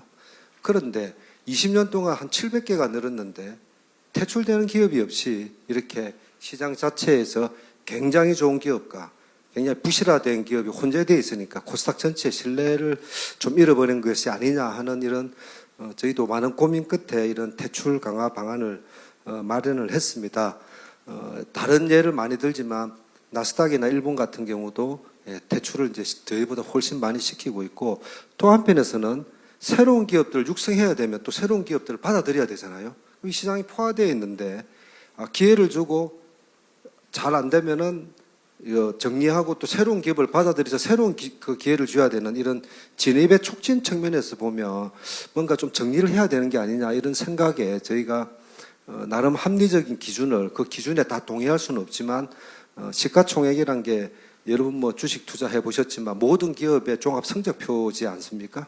그 기준을 저희가 만들었는데 지금 이 시기가 다가오니까 업계에서 좀 애로를 표합니다. 그것도 제가 충분히 이해합니다. 왜냐하면 또 주가가 1200에서 또 600으로 이렇게 떨어졌고 다시 지금 한 850으로 일단 회복한 그런 측면이 있습니다. 그래서 제가 드리고 싶은 말씀은 기업의 입장도 중요하지만 20몇 년간 투자했던 투자자의 입장도 좀 생각해야 되고, 앞으로 투자할 사람이 이 시장에 매물이, 물건이 아주 좋은 물건이 많이 있어야지 믿고 투자할 텐데, 이 시장 안에 정말 기회를 줬는데 한 2천억 정도 상장을 했는데 한 200억으로 떨어져 있으면 수많은 노력 끝에 그 종합 결과표니까 그거에 대해서는 좀 더 시장을 좀 깨끗이 하는 게 어떻겠느냐 이런 생각을 가지고 있습니다. 다만 이제 최근에 시장 급변이나 이런 부분에 대해서는 저희도 좀 생각할 여지가 있고, 지금 업계에서 건의하시는 내용에 대해서는 저희가 좀 300억 가는 부분에 대해서는 업계의 부담에 대해서도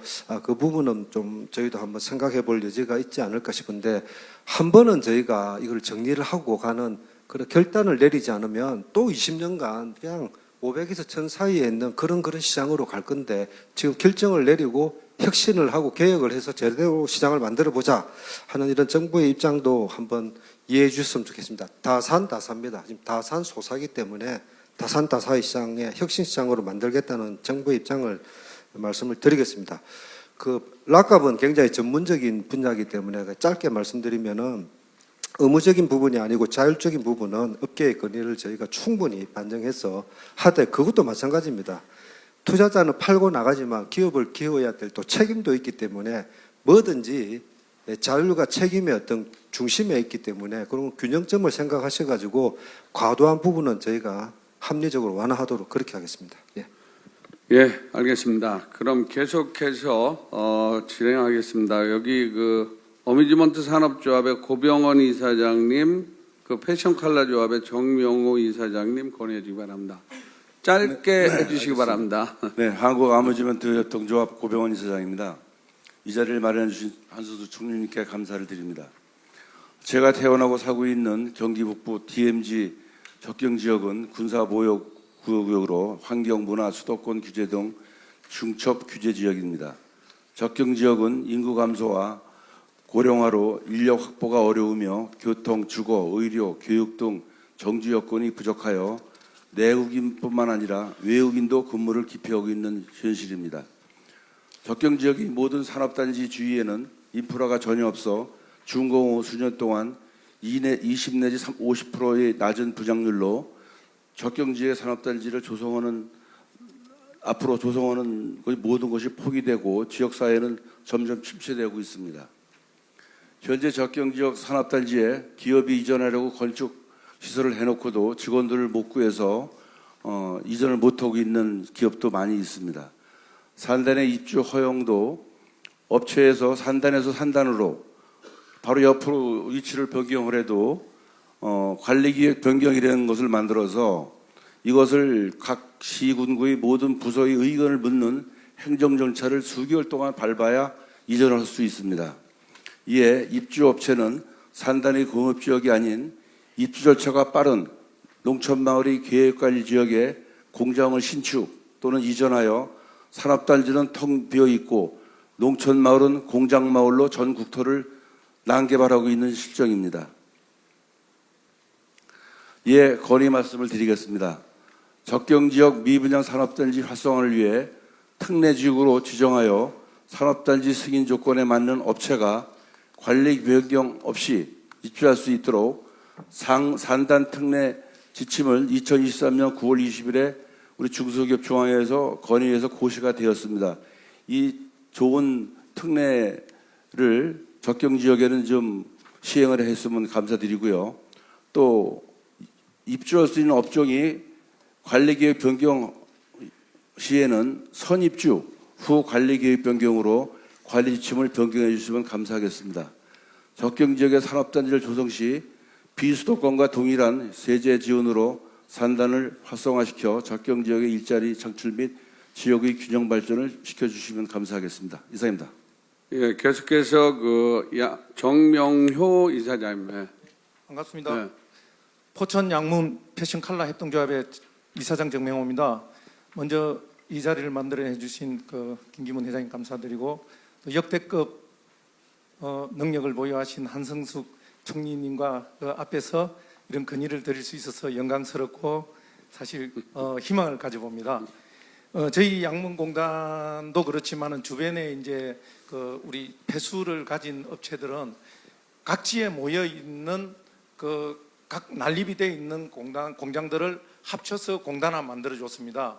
그래가지고 지금 한 20-30년 돼 가는데 이 사업을 하고 있는 중에 같은 업종들이 계속 이제 대보가 되고 폐업을 하는 업체들이 많이 있습니다. 그래서 이 폐업이 되는 업체를 우리 같은 업종이 메꿔내지를 못합니다. 그래서 다른 업종들이 들어와 가지고 공단을 채워줘야 되는데 그래서 이제 지역적으로 우리가 또 외곽에 있고 그래서 그런 부분들을 지금 요 내용에 있으니까 좀 한번 검토해 주시고 또 필요하다면은 저희 공단 같은데 담당자가 됐던 총님이 직접 오시면은 너무 영광스럽겠지만은 좀 그렇게 해서 현장을 방문하셔서 한번 같이 좀 토론을 하는 방법이 있어서 감사하겠습니다. 고맙습니다. 예, 알겠습니다. 그러니까 공장이 빈데 새로 들어올 사항이 없으니 뭐 네거티브 방식으로 변경해 달라 이런 얘기 같은데, 예, 알겠습니다.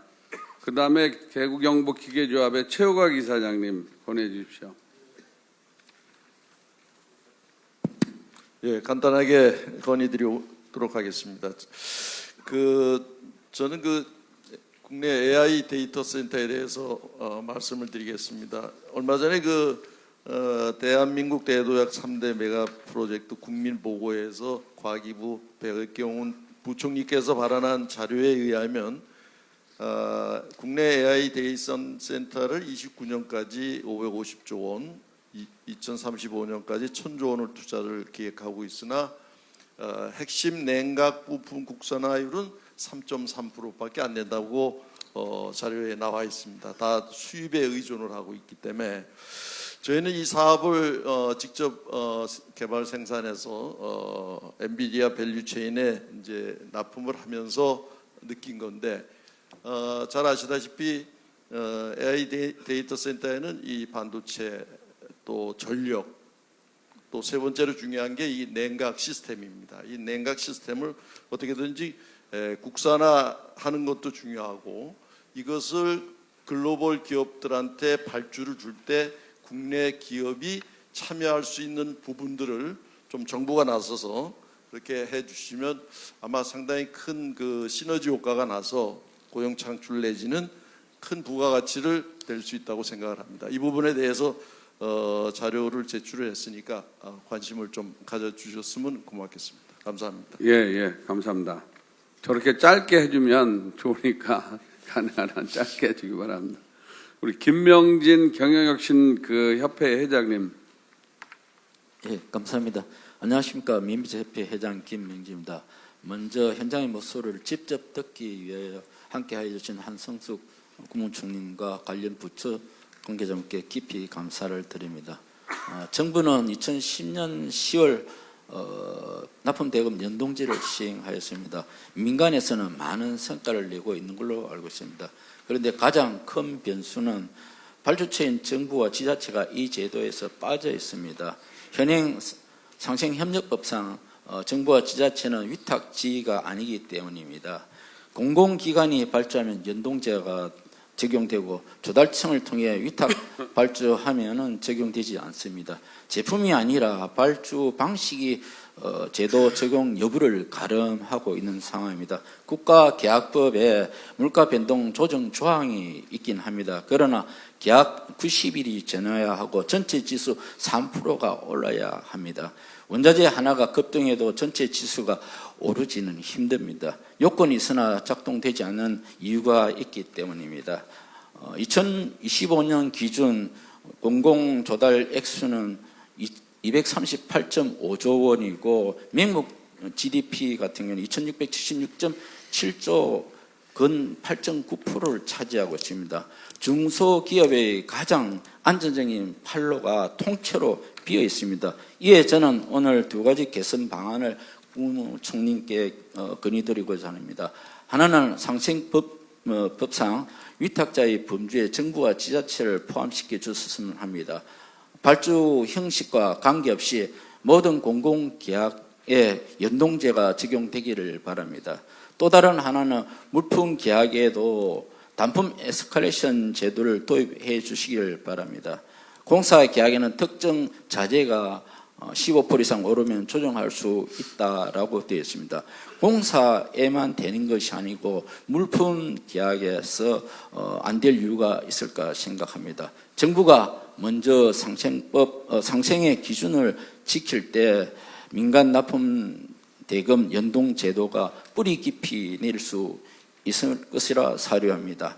총리님의 각별한 관심과 제고가 있길 바랍니다. 경청하여 주셔서 감사드립니다. 감사합니다. 예, 감사합니다. 우리 전문건설협회 윤학수 회장님, 건의주기 바랍니다. 예, 건설 현장의 안전 투자 확대를 요청드리고자 합니다. 건설업은 대표적인 5기 산업으로 같은 현장이 한 군데도 없습니다. 크든 적든 기간이 어떻든 다 다릅니다.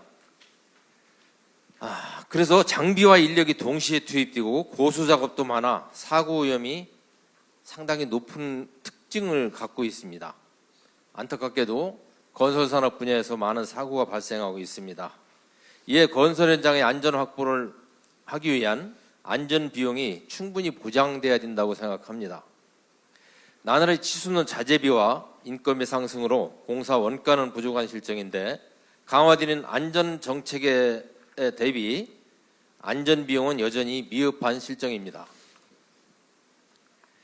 무엇보다 현행 산업안전보건법은 원두국 공사에만 산업안전관리비 반영을 의무화하고 중소기업인 하도급사까지 비용이 내려오지 않고 있습니다. 이에 하도급사에도 안전관리비를 의무화하는 관련 개정안이 지난 2월 법사위를 통과한 후 현재까지 국회에 계류 중에 있습니다. 조속한 통과를 요청드리겠습니다. 현장에서는 방화포와 같이 안전 비용을 쓰고도 정산받지 못하거나 안전을 위한 품목임에도 현실에 맞지 않게 불인정하는 사례가 많이 발생하고 있습니다. 안전은 비용이 아니라 투자입니다. 안전하게 일하면 손해보는 구조를 안전에 투자할수록 보상을 받는 구조로 바꿔주시길 바랍니다. 우리 전문건설업계도 현장의 치일선에서 근로자의 안전을 지키고 품질 시공에 최선을 다하겠습니다. 감사합니다. 예, 이 세션에 이제 끝났고 답변 듣는 순서로 하겠습니다. 답변해 주시기 바랍니다. 예, 안녕하십니까. 산업통상부 입지총괄과장입니다. 노후산단 입주업종 확대 관련해서 건의해 주신 이사장님 두 분 감사드립니다. 첫 번째, 세탁업 입주 관련해서 말씀드리겠습니다. 산업단지에 세탁업을 입주해달라는 요구는 지금보다 한 10년 전부터 계속 있던 건의사항인데요. 기본적으로 세탁업이 전국적으로 3만 개 정도 되는데 99%가 4인 미만 영세업장입니다. 다만 이제 산업단지에 입주해달라고 요구하는 업체는 대형 이제 세탁업종 중심으로 이루어지고 있고요. 정부가 노력을 안 한 것은 아닙니다. 정부도 노력했습니다만 세탁업종 전체적인 의견이 통일이 안 됐던 부분이 있고요. 다만 이제 현 시점에서 세탁업 입주 실태라든지 여러 가지 허용시의 파급 효과 등을 검토해서 10월 달 안으로 결론 내도록 하겠습니다. 그 과정에서 그 관련 협회 업계랑 지속적으로 소통하도록 하겠습니다. 그 다음에 두 번째 건의 주신 거는 그 지방의 일반 산업단지의 업종을 확대해달라고 말씀 주셨습니다. 그 일반 산업단지는 국가산업단지와 달리 관리권자가 시도지사에게 위임되어 있기 때문에 그 중앙정부인 산업통상부가 적극적으로 개입하기에는 그 지방자치권과의 이제 균형점을 맞출 필요가 있습니다.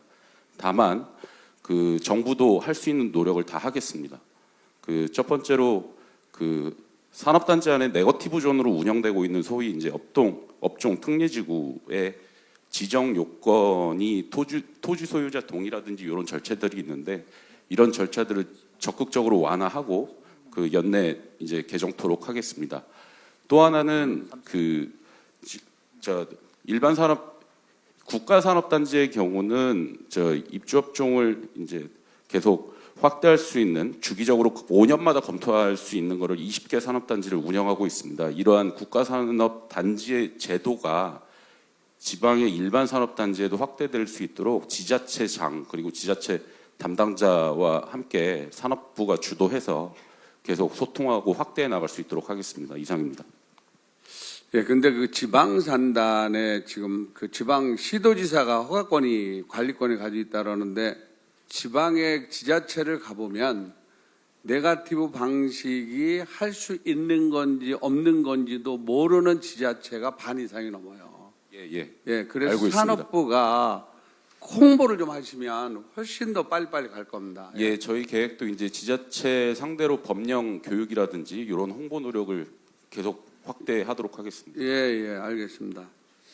자, 또 계속해서 답변해 주시죠. 네, 중기부에서 한번 말씀드리겠습니다. 예. 네, 메가 프로젝트 중소기업 참여 확대 관련된 건 우선 말씀드리겠습니다.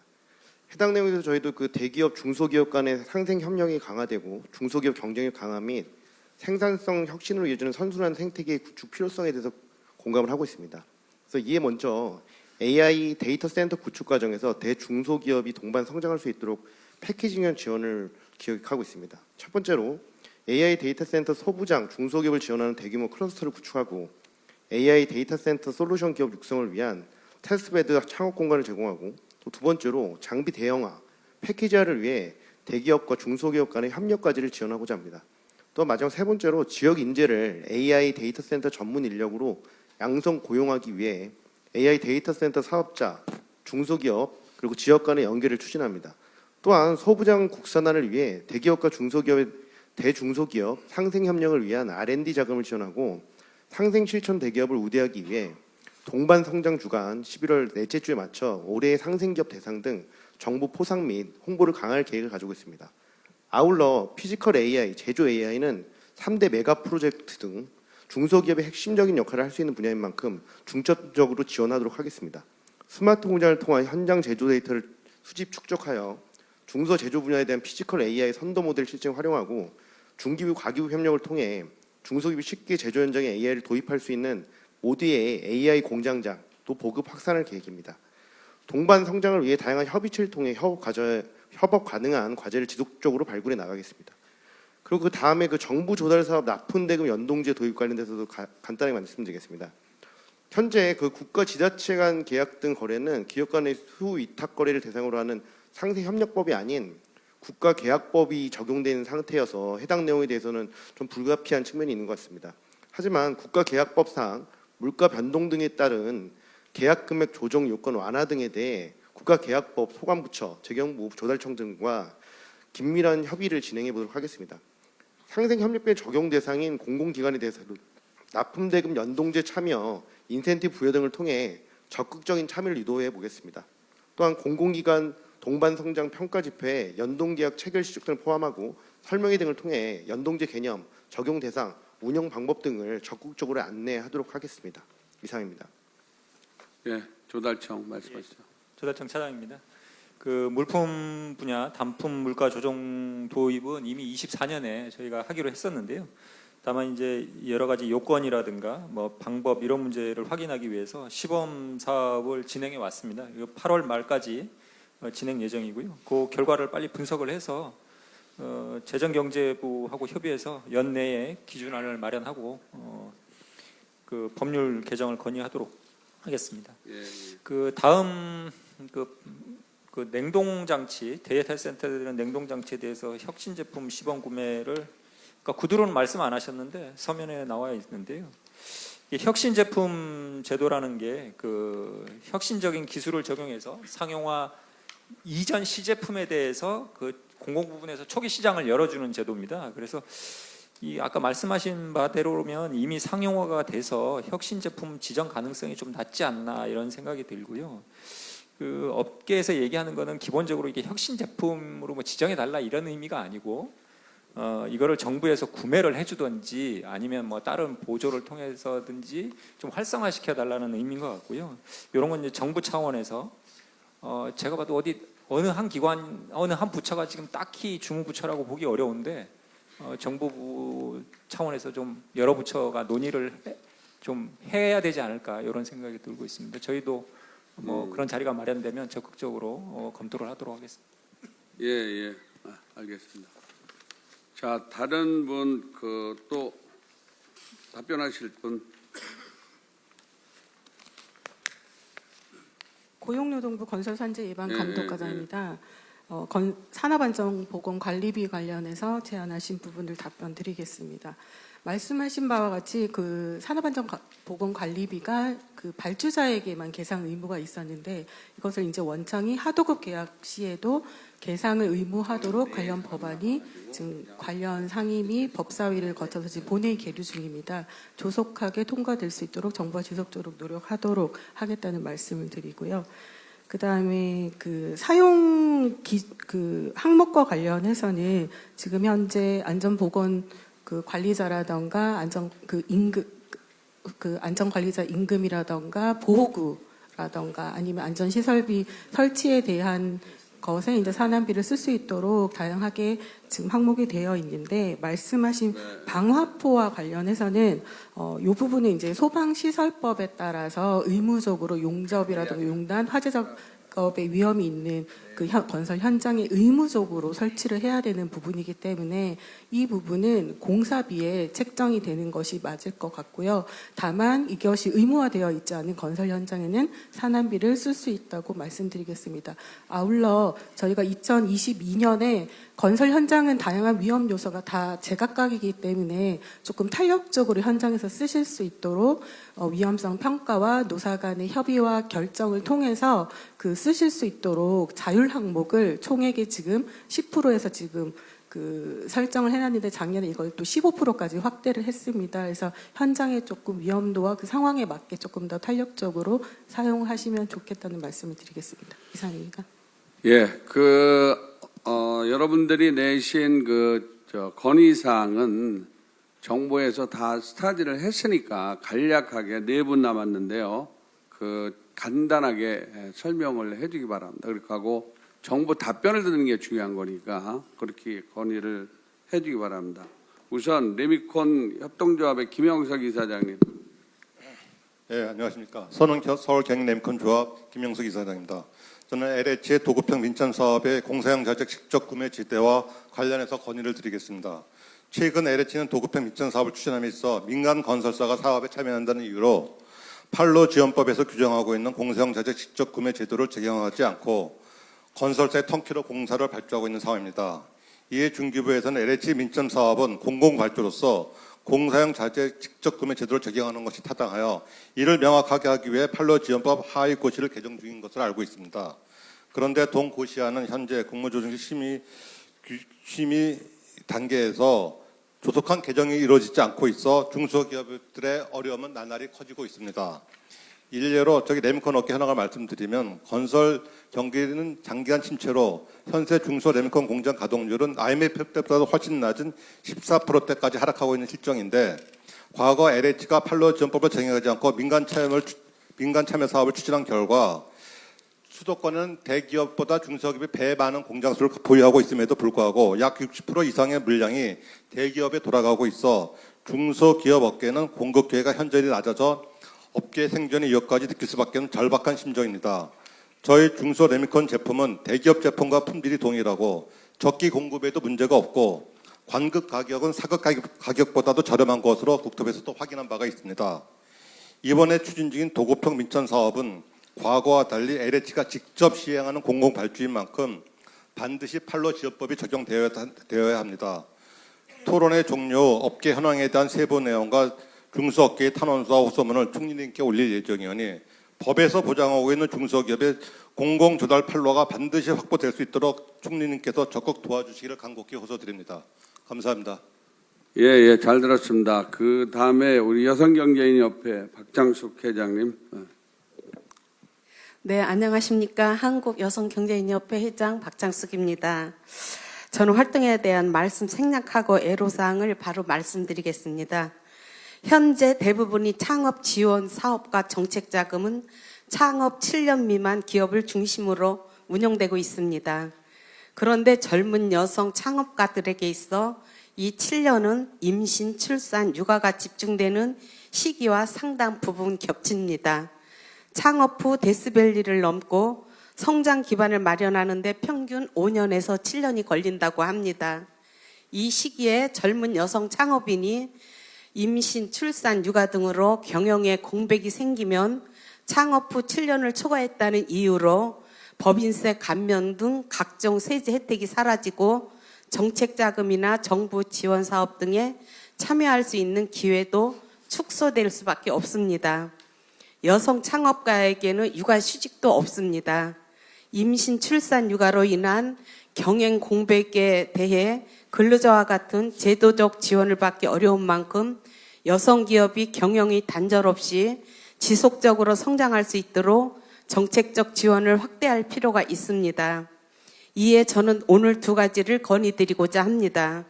먼저 창업 지원 기간 7년 기준을 임신, 출산 시 연장하는 제도를 도입해 주십시오.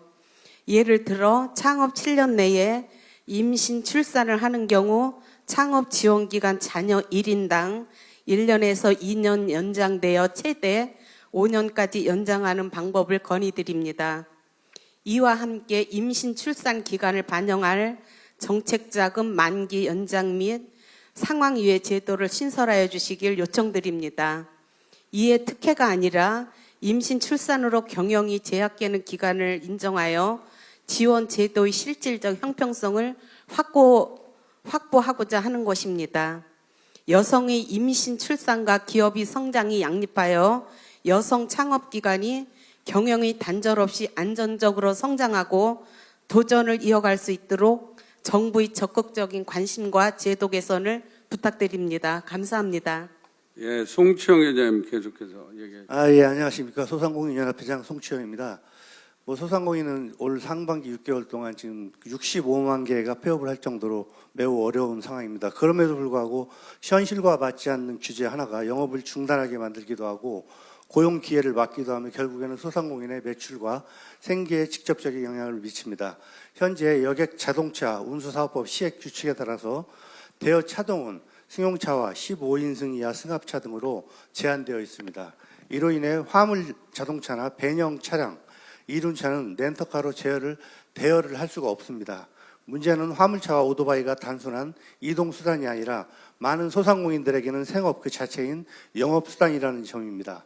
일부 소상공인은 사고나 고장으로 대체 차량을 구하지 못하는 순간부터 배송을 할 수가 없고 이는 곧바로 영업 중단과 매출 손실로 이어집니다. 같은 자동차 임대 형태는 리스 사업자는 차량 종류에 대안 없이 취급할 수 있습니다. 하지만 리스는 통상 장기간 이용을 전제로 하기 때문에 사고 대차 같은 단기 수요를 해결하기 어렵습니다. 해외 사례를 보더라도 미국, 영국, 독일 등은 렌터카 차종에 대한 제한이 없고 일본 역시 일정 범위 버스와 화물차, 특수 차량까지 대여가 가능한 것으로 알고 있습니다. 이에 화물 자동차와 이륜차를 자동차 대여 사업자의 대여 가능 차종에 포함시켜 주시기를 바랍니다. 만약 전면적인 확대가 당장 어렵다면 친환경 화물차와 친환경 이륜차부터 우선적으로 대여를 허용하는 방안도 적극적으로 검토해 주시기 바랍니다. 이상입니다. 감사합니다. 예, 마지막으로 그 연식품의 최선윤 회장님. 네.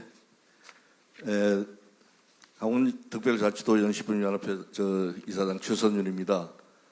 저는 개인적으로 두부 제조업을 지금 44년째 하고 있는데 요즘 제일 어려운 상황에 접해 있는 문제를 오늘 건의드리는 내용입니다. 시간이 없기 때문에 이미 서면으로 된 걸 제가 읽는 순서는 생략하고요. 첫 번째 항목에서 나온 것은 실질적으로 두부는 우리 국민 기본식품으로 지금 되어 있습니다. 그래서 백화점에서 100만 원짜리 상품이 100만 원이 올라가도 신문이 안 나지만 두부 콩나물이 1,000원짜리가 10% 올라가도 4대 일간지 제일 정면에 나오는 이런 내용을 말씀드릴 수가 있습니다. 그만큼 우리 국민에게 중요한 기본식품인데 원료 조달에서 저희들이 이제 굉장히 어려움이 있다는 내용이 오늘 전체 줄거리입니다. 첫 번째는 체유용 대두는 대기업이 주로 하고 있는데 할당 관세가 0%입니다. 기타 어떤 항목의 부과금도 없습니다. 그런데 식용 대두는 저희가 AT를 통해서 공급을 받고 있고 5%의 관세에다가 수입 노안기금까지 편입되어서 가중으로 이제 부담을 안고 있는 실태입니다. 정부가 정한 물량이 혹시 부족하면 개인이 구입할 수 있어야 되는데 저희는 개인이 구입하면은 487%의 고관세가 적용돼서 수입할 수 없는 제도를 만들어져 있습니다. 이것은 36년 전 제5공화국 시절에 만들어진 제도를 지금도 그대로 사용하고 있다는 겁니다. 예를 들어서 모든 제품을 만들 때 원료가 차지하는 비중이 큰데 식품은 더 예민합니다. 그럼 AT가 수입하는 그런 원료는 일방적으로 대두를 수입하는데 두부나 장류나 두유나 똑같은 제품을 구입해서 주는 겁니다. 그렇다면은 제품에 따라서 원료가 상당히 차이가 있어야 되는데 그렇지 못한다는 것이죠. 우리가 시장에 가서 식품을 하나 구입하든지 어떤 생선을 하나 구입해도 정말 좋은 제품을 구입해야지 그 가게가 아니면 그 회사가 좋은 제품을 만들 수 있는데 그렇지 못하다는 게 현실입니다. 물론 지금 정부가 시행하고 있는 대두 작황이 많이 나오는 논에다 콩을 심는 이런 문제 때문에 저희들도 그걸 같이 고민하고 있는데 이것은 일본에서 같은 경우에는 국가에서 만든 제품을 싸게 공급해서 수입 제품하고 자율적으로 경쟁을 시켜서 국내산 대두의 제품이 많이 팔리도록 자율 경쟁이 되는 겁니다. 다행히 지금 농림부에서 이미 시행을 하고 있어서 그런 부분은 상당히 기대가 됩니다. 중요한 것은 총리님께서는 우리 중소기업 현황을 잘 알고 계시기 때문에 저희 나라가 지금 100년 이상 된 기업이 100년 이상 됐다면 굉장히 안정된 궤도에 올라가 있을 텐데 기업이 제가 조사한 내용으로는 10개 미만으로 나와 있습니다. 일본은 4만 개가 넘습니다. 두부는 우리는 하나도 없고 일본은 100개가 넘습니다. 200년이 넘은 기업도 있습니다. 이런 걸 보면은 결국은 결론만 얘기해 주세요. 결론만. 생태계를 그 기업이 정말 안정되게 클 수 있는 생태계를 만들어줘야 되는데 저희들은 이 부분에서 너무 힘든 과정입니다. 그래서 건의를 드리면은 식용대두 할당 관세는 저희도 제로 0%. 지금 FTA는 4개국 하는데 세금이 하나도 없습니다. 그 다음에 AT가 독점적으로 물량 관리하는 체계를 과감히 이제는 개선해서 저희들 실수요 단체가 직접 할 수 있는 일본은 100% 이 1970년부터 관세 제로에 실수요자 단체가 계약 재배로 원료 100%를 수급하고 있습니다. 알겠습니다. 간절히 개선을 건의드립니다. 고맙습니다. 자, 관련 부처 답변해 주시기 바랍니다. 네, 국토교통부 기획조정실장입니다. 먼저 공사형자재 중소제업 활성화 부분에 대해서 우리 김영석 협동조합장님 요청해 주신 사항 잘 들었습니다. 현재 먼저 민간 참여 사업, LH 민간 참여 사업에 대한 도입 취지부터 조금 설명드려야 될 것 같습니다. 과거에 저희가 이제 통상 건설용으로 해서 한 4만 호 정도 LH에서 통상 지어왔습니다. 그래서 여러분은 상황을 잘 아시겠지만 공급 속도를 최대한 높여야 되는 상황입니다. 향후에는 한 6만 호, 7만 호 정도를 매년 공급할 텐데 아무리 LH가 200조 가까운 자산을 가지고 있는 우리나라 최대 공기업이라 하더라도 그렇게 한꺼번에 물량을 확대하기에는 사실 쉽지 않은 상황입니다. 그래서 도입된 것이 민참 사업이고 민간 참여 사업을 통해서 토지는 LH가 되고 자본, 그 건축물을 짓는 자본은 민간 기업의 자본, 또 기술, 공급하는 시스템 등을 같이 하이브리드를 해서 공급하는 공급 속도를 최대한 높여가는 사업이 되겠습니다. 그렇기 때문에 그 가운데 있어서 이게 LH와 또 공공기관과 민간 기업 간의 공동 사업 추천에서 참여하는 사업이기 때문에 일반적으로 우리가 하고 있는 어떤 공사용 자재, 중소제조 용품을 쓰는 것을 판로지원법으로 하기에는 좀 쉽지 않은 측면이 있습니다. 그래서 저희가 그 LH의 그 민간 파트너사, 민간 공동 참여사를 선정할 때 중소제조 기업의 물품을 쓰는 경우에 있어서는 가점을 주어서 그런 제품을 많이 쓰는 기업들이 할 수 있도록 그렇게 바꿨고요. 올해 또 50% 이상 그 배점을 상향했습니다.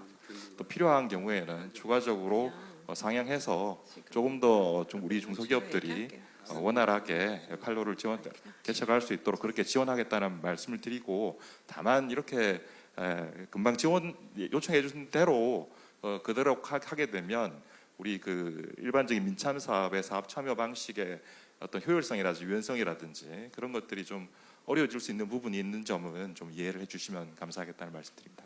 고맙습니다. 계속해서 근데 한마디만 말씀드릴게요. 뭐냐면은 그거는 충분히 거기 얘기는 이해가 되는데, 그러면 중소기업들은 그걸 이해하고 이해를 못하면 어떻게 되겠어요? 말씀드린 바와 같이 현재 그러니까 그 부분에 이미 대해서 LH 하고 있는 사업의 60%는 여전히 그 일반적인 도급 사업을 하고 있습니다. 근데 그 60%에 부분에 해당되는 대해서 부분이 지금 현재 서로가 하고 있는 것보다 훨씬 네. 많은 분량은 더 많다는 말씀입니다. 왜냐하면 전체적인 파이가 늘어났기 때문에. 이견이 많으니까 같이 한번 정말 터놓고 얘기를 한번 할 필요가 있을 것 같습니다. 네. 언제든지 뭐 같이 이야기할 수 있도록 하겠습니다.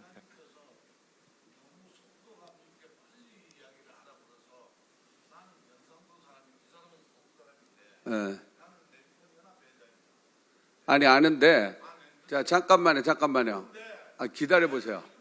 아니 기다려 보세요. 저기 총리님이 이석을 해야 된다니까 그러는 거지. 저기 잠깐만요. 오늘 근데 이제 지금 들으시면서 느끼셨겠지만 굉장히 다양한 분야에 굉장히 다양한 그 영역의 질문과 내용들이 나와서 오늘 이 자리에서 특정한 한 주제에 관해서 깊이 있는 토론을 하기는 조금 너무 많은 주제를 지금 다루고 계셨고, 제가 죄송스럽지만 말씀하시는 걸 중간에 조금 짧게 하고 가자라고 말씀드렸던 이유는 이제 주신 제안서도 다 있고요. 그리고 관련 부처들이 이제 1차 검토하고, 그리고 지금 뭐 뒤에도 나오는데 화물차 뭐 지금 이륜차 이런 얘기 하시지만 화물차 연합회는 또 반대하시고 뭐 이런 협회 간에도 이견들이 지금 있으신 사항들이 꽤 있지 않습니까? 그래서 오늘 특정한 주제에 대해서 깊이 있는 토론을 하는 자리는 아니고, 오늘 여러 말씀 들었고, 그리고 각 부처들도 어떤 부분들의 답변을 기본적인 선에서 드렸고, 그리고 이제 규제합리화위원회 통해서 지금 민생 부문도 있고, 그리고 창업벤처는 새로운 분야도 만들고 또 뭐 영역들로 있으니까 주신 내용들 가지고요. 추가로 지금 진행돼야 될 부분들을 좀 검토하는 게 좋겠습니다. 여기서 더 많은 부분들 깊이 말씀 나누시면 이제 더 들어가기는 지금 여러 지금 상황상 조금 어려움이 있어서 그 부분은 레미콘 연합회 회장님도 좀 양해해 주시면 그렇게 진행하는 게 어떨까 싶습니다. 저 총리님 한 1분만 이야기하십시오. 네네, 하십시오. 지금 저 신도시 3기 신도시가 6만 세대입니다. 남양주부터 부천까지입니다. 거기에 저희들 중소기업 공장이 130개가 있어요. 근데 지금 공급을 하는 대기업들은 70개 있습니다. 우리가 많습니까? 거기가 근데 저희들 것이 조달 물량입니다. 우리 것 쓰는 거는 조달 물량이 민수보다도 쌉니다. 아니, 원가도 절감할 수 있습니다. 근데 왜 우리 거를 안 쓰는 건지 아직도 누가 설명만 해주면 빨리 이해를 했을 텐데 아무도 와서 이유를 설명을 안 해줍니다. 그러니까 답답해서 저희들이 오늘 이렇게 총리님 만난 김에 말씀을 드리는 거 이해는 없습니다. 네네. 예, 설명만 해주시면 저희도 충분히. 네, 예, 알겠습니다. 예. 또 다른데 답변하실 분? 네, 중기부 창업벤처혁신실장입니다. 그 여성 CEO 임신 출산 기간 관련돼서만 가볍게 말씀 좀 드리겠습니다. 그 현행 지금 7년으로 돼 있는 거는 뭐 아시는 것처럼 중소기업 창업 지원법 관련돼서 자원과 경험이 부족한 기업에 대해서 지원하기 위해서 업력을 7년 이내로 규정을 하고 있습니다. 시장에 안착하기 위한 기간으로 필요한 기간을 산정한 거고, 또한 이제 경영 공백 기간도 구분 없이 반영이 되어 지원 대상이 조기 배제되는 이제 문제점에 대해서는 저희가 인지를 하고 있습니다. 그래서 주신 건의 사항과 같이 출산 육아 등 그 불가피한 경영 중단 상황에 대해서는 업력 산정 시 고려되지 않아 여성 CEO 창업이 지연되거나 포기하는 요인으로 작용될 우려가 존재함을 저희가 인지를 하고 있습니다. 그래서 구체적인 특례 내용 관련돼서는 제도 남용 방지 방안 등을 종합적으로 검토해서 해당 내용들이 잘 적용될 수 있도록 적극 검토를 하도록 하겠습니다. 이상입니다. 네. 세 번째 사항, 소상공인 생계 유지를 위한 렌터카 차종 확대 부분에 대해서 다시 설명드리겠습니다. 제안해 주신 소상공인 연합회 관계자분께 감사드리고요. 현재 우리나라에 2,600만 대의 차량이 있습니다. 그중에 370만 대가 화물차인데 사업용 화물차가 50만 대 있고 나머지 자가용 화물차가 320만 대 있습니다. 50만 대 중에 15만 대가 1톤 이하의 영세한 개인 소형 영업용 화물차가 되겠습니다. 이제 지적하신 내용 중에 이륜차에 관한 렌트카에 대해서는 현재 자유업으로 돼 있기 때문에 누구나 렌트 활동을 할 수 있습니다. 이미 제주도에서는 이륜차에 대한 부분에 대해서 자유롭게 렌트 활동을 하고 있습니다. 사실 이 부분은 뭐 그렇기 때문에 제한하고 있는 바가 없고요. 다만 화물차 렌트카 대여 부분이 있는데요. 이 부분은 사실 업계 간의 렌트카 업계와 또 15만 대 가량의 1톤 미만의 소형 화물차 부분이 있기 때문에 그 부분이 사실 15만 톤 1톤 미만의 부분들도 굉장히 영세한 사업자들이고 그 부분은 사실 총량 관리를 하고 있습니다. 더 많이 들어오게 되면 계신 분들이 너무 어려워지기 때문에. 근데 사실 렌트카 부분의 영업과 이 소상공인 영업 간의 어떤 좀 미묘한 또 그런 부분이 있어서 그 부분을 잘 조정해야 되는 문제가 있습니다. 그래서 저희가 규제 샌드박스 제도를 통해서 이미 서울, 경기, 인천 수도권에 있어서는 여기 말씀하시는 자차가 사고가 났을 때 렌트를 해주는 그 영업에 관해서 디오카라고 하는 이미 샌드박스 제도를 통해서 지금 시범 사업을 하고 있습니다. 그 시범 사업 과정에서 여러 가지 나타나는 문제들 또 이해관계를 조정해 나갈 수 있는 효과적인 방법들 그런 것들을 강구해서 점차적으로 확대할 수 있는 방안을 강구해 보겠습니다. 이상입니다. 예, 농식품부에서 마지막 식용대도 관련해서 말씀드리겠습니다. 업계의 어려움을 충분히 공감을 하고 있습니다. 그리고 채용하고 식용대두의 제도 자체가 틀려서 식용대두 업계 입장에서는 굉장히 규제가 강한 걸로 보이고 있습니다. 실제로 그렇게 운영하고 있고요. 다만 식용대두의 경우는 국내 농업계에서 강한 반발도 있기도 하고 국내 보호라는 측면도 있어서 제도가 달리 운영하는 것을 좀 이해를 해주셨으면 좋겠고요. 다만 최근에 이제 농식품부가 그 가공업계하고 생산업계에 상생하는 그런 방안을 지금 찾고 있습니다. 그래서 지금 당장 이제 협의체를 구성해서 그 구체적인 안을 좀 만들어 볼까 하고요. 그리고 지금까지는 일방적으로 이 TRQ 물량이라는 거, 방식이라는 부분을 저희가 좀 하다라는 형태로 갔는데 앞으로는 이런 부분도 업계하고 협의를 충분히 해서 개선할 것은 충분히 개선해 가면서 신뢰 회복을 쌓도록 하겠습니다. 이상입니다. 연식품 뭐 충분히 이해돼요? 신뢰를 쌓겠다는데. 자, 됐어요. 그만하고 시간이 없으니까. 자, 그러면은 총리 뭐 간단히 마무리 말씀. 예.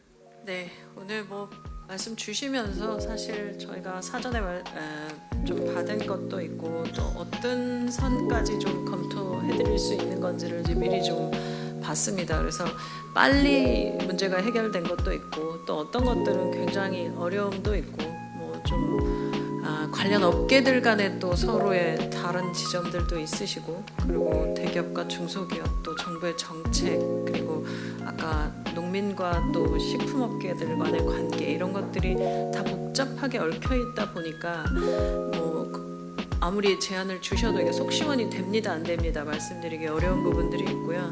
또 아까 이제 벤처 쪽에서 말씀하신 것도 기존에 발표된 제도라고 하는 것이 있어서 그 제도를 또 개정을 해야 지금 원하시는 것들을 고쳐 나갈 수 있는 부분이 있습니다. 근데 제도의 개선은 또 법과 제도 속에서 법이 또 통과되고 변경되고 해야 되는 것들이 있다 보니 원하시는 만큼의 속도로 움직여지지 않는다라는 부분들은 좀 현실적인 부분입니다. 제가 이제 같이 들어와서 일을 하면서 느낀 부분들은요. 근데 그거 오늘 그럼에도 불구하고 이 자리를 좀 만든 이유는 좀 연결고리를 이전보다는 좀 더 많이 만들어 드려야 되겠다라는 거 하나 그리고 좀 아예 그 공식적으로 지금 검토되고 있는 것들의 목록을 만들어서 어떤 건 진짜 좀 어렵습니다라고 빠르게 말씀드리고 어떤 건 가능합니다. 어떤 거는 좀 시간이 좀 더 필요합니다. 이런 예측 가능한 부분 정도까지는 좀 해야 되지 않을까라는 것 때문에 오늘 이 자리를 통해서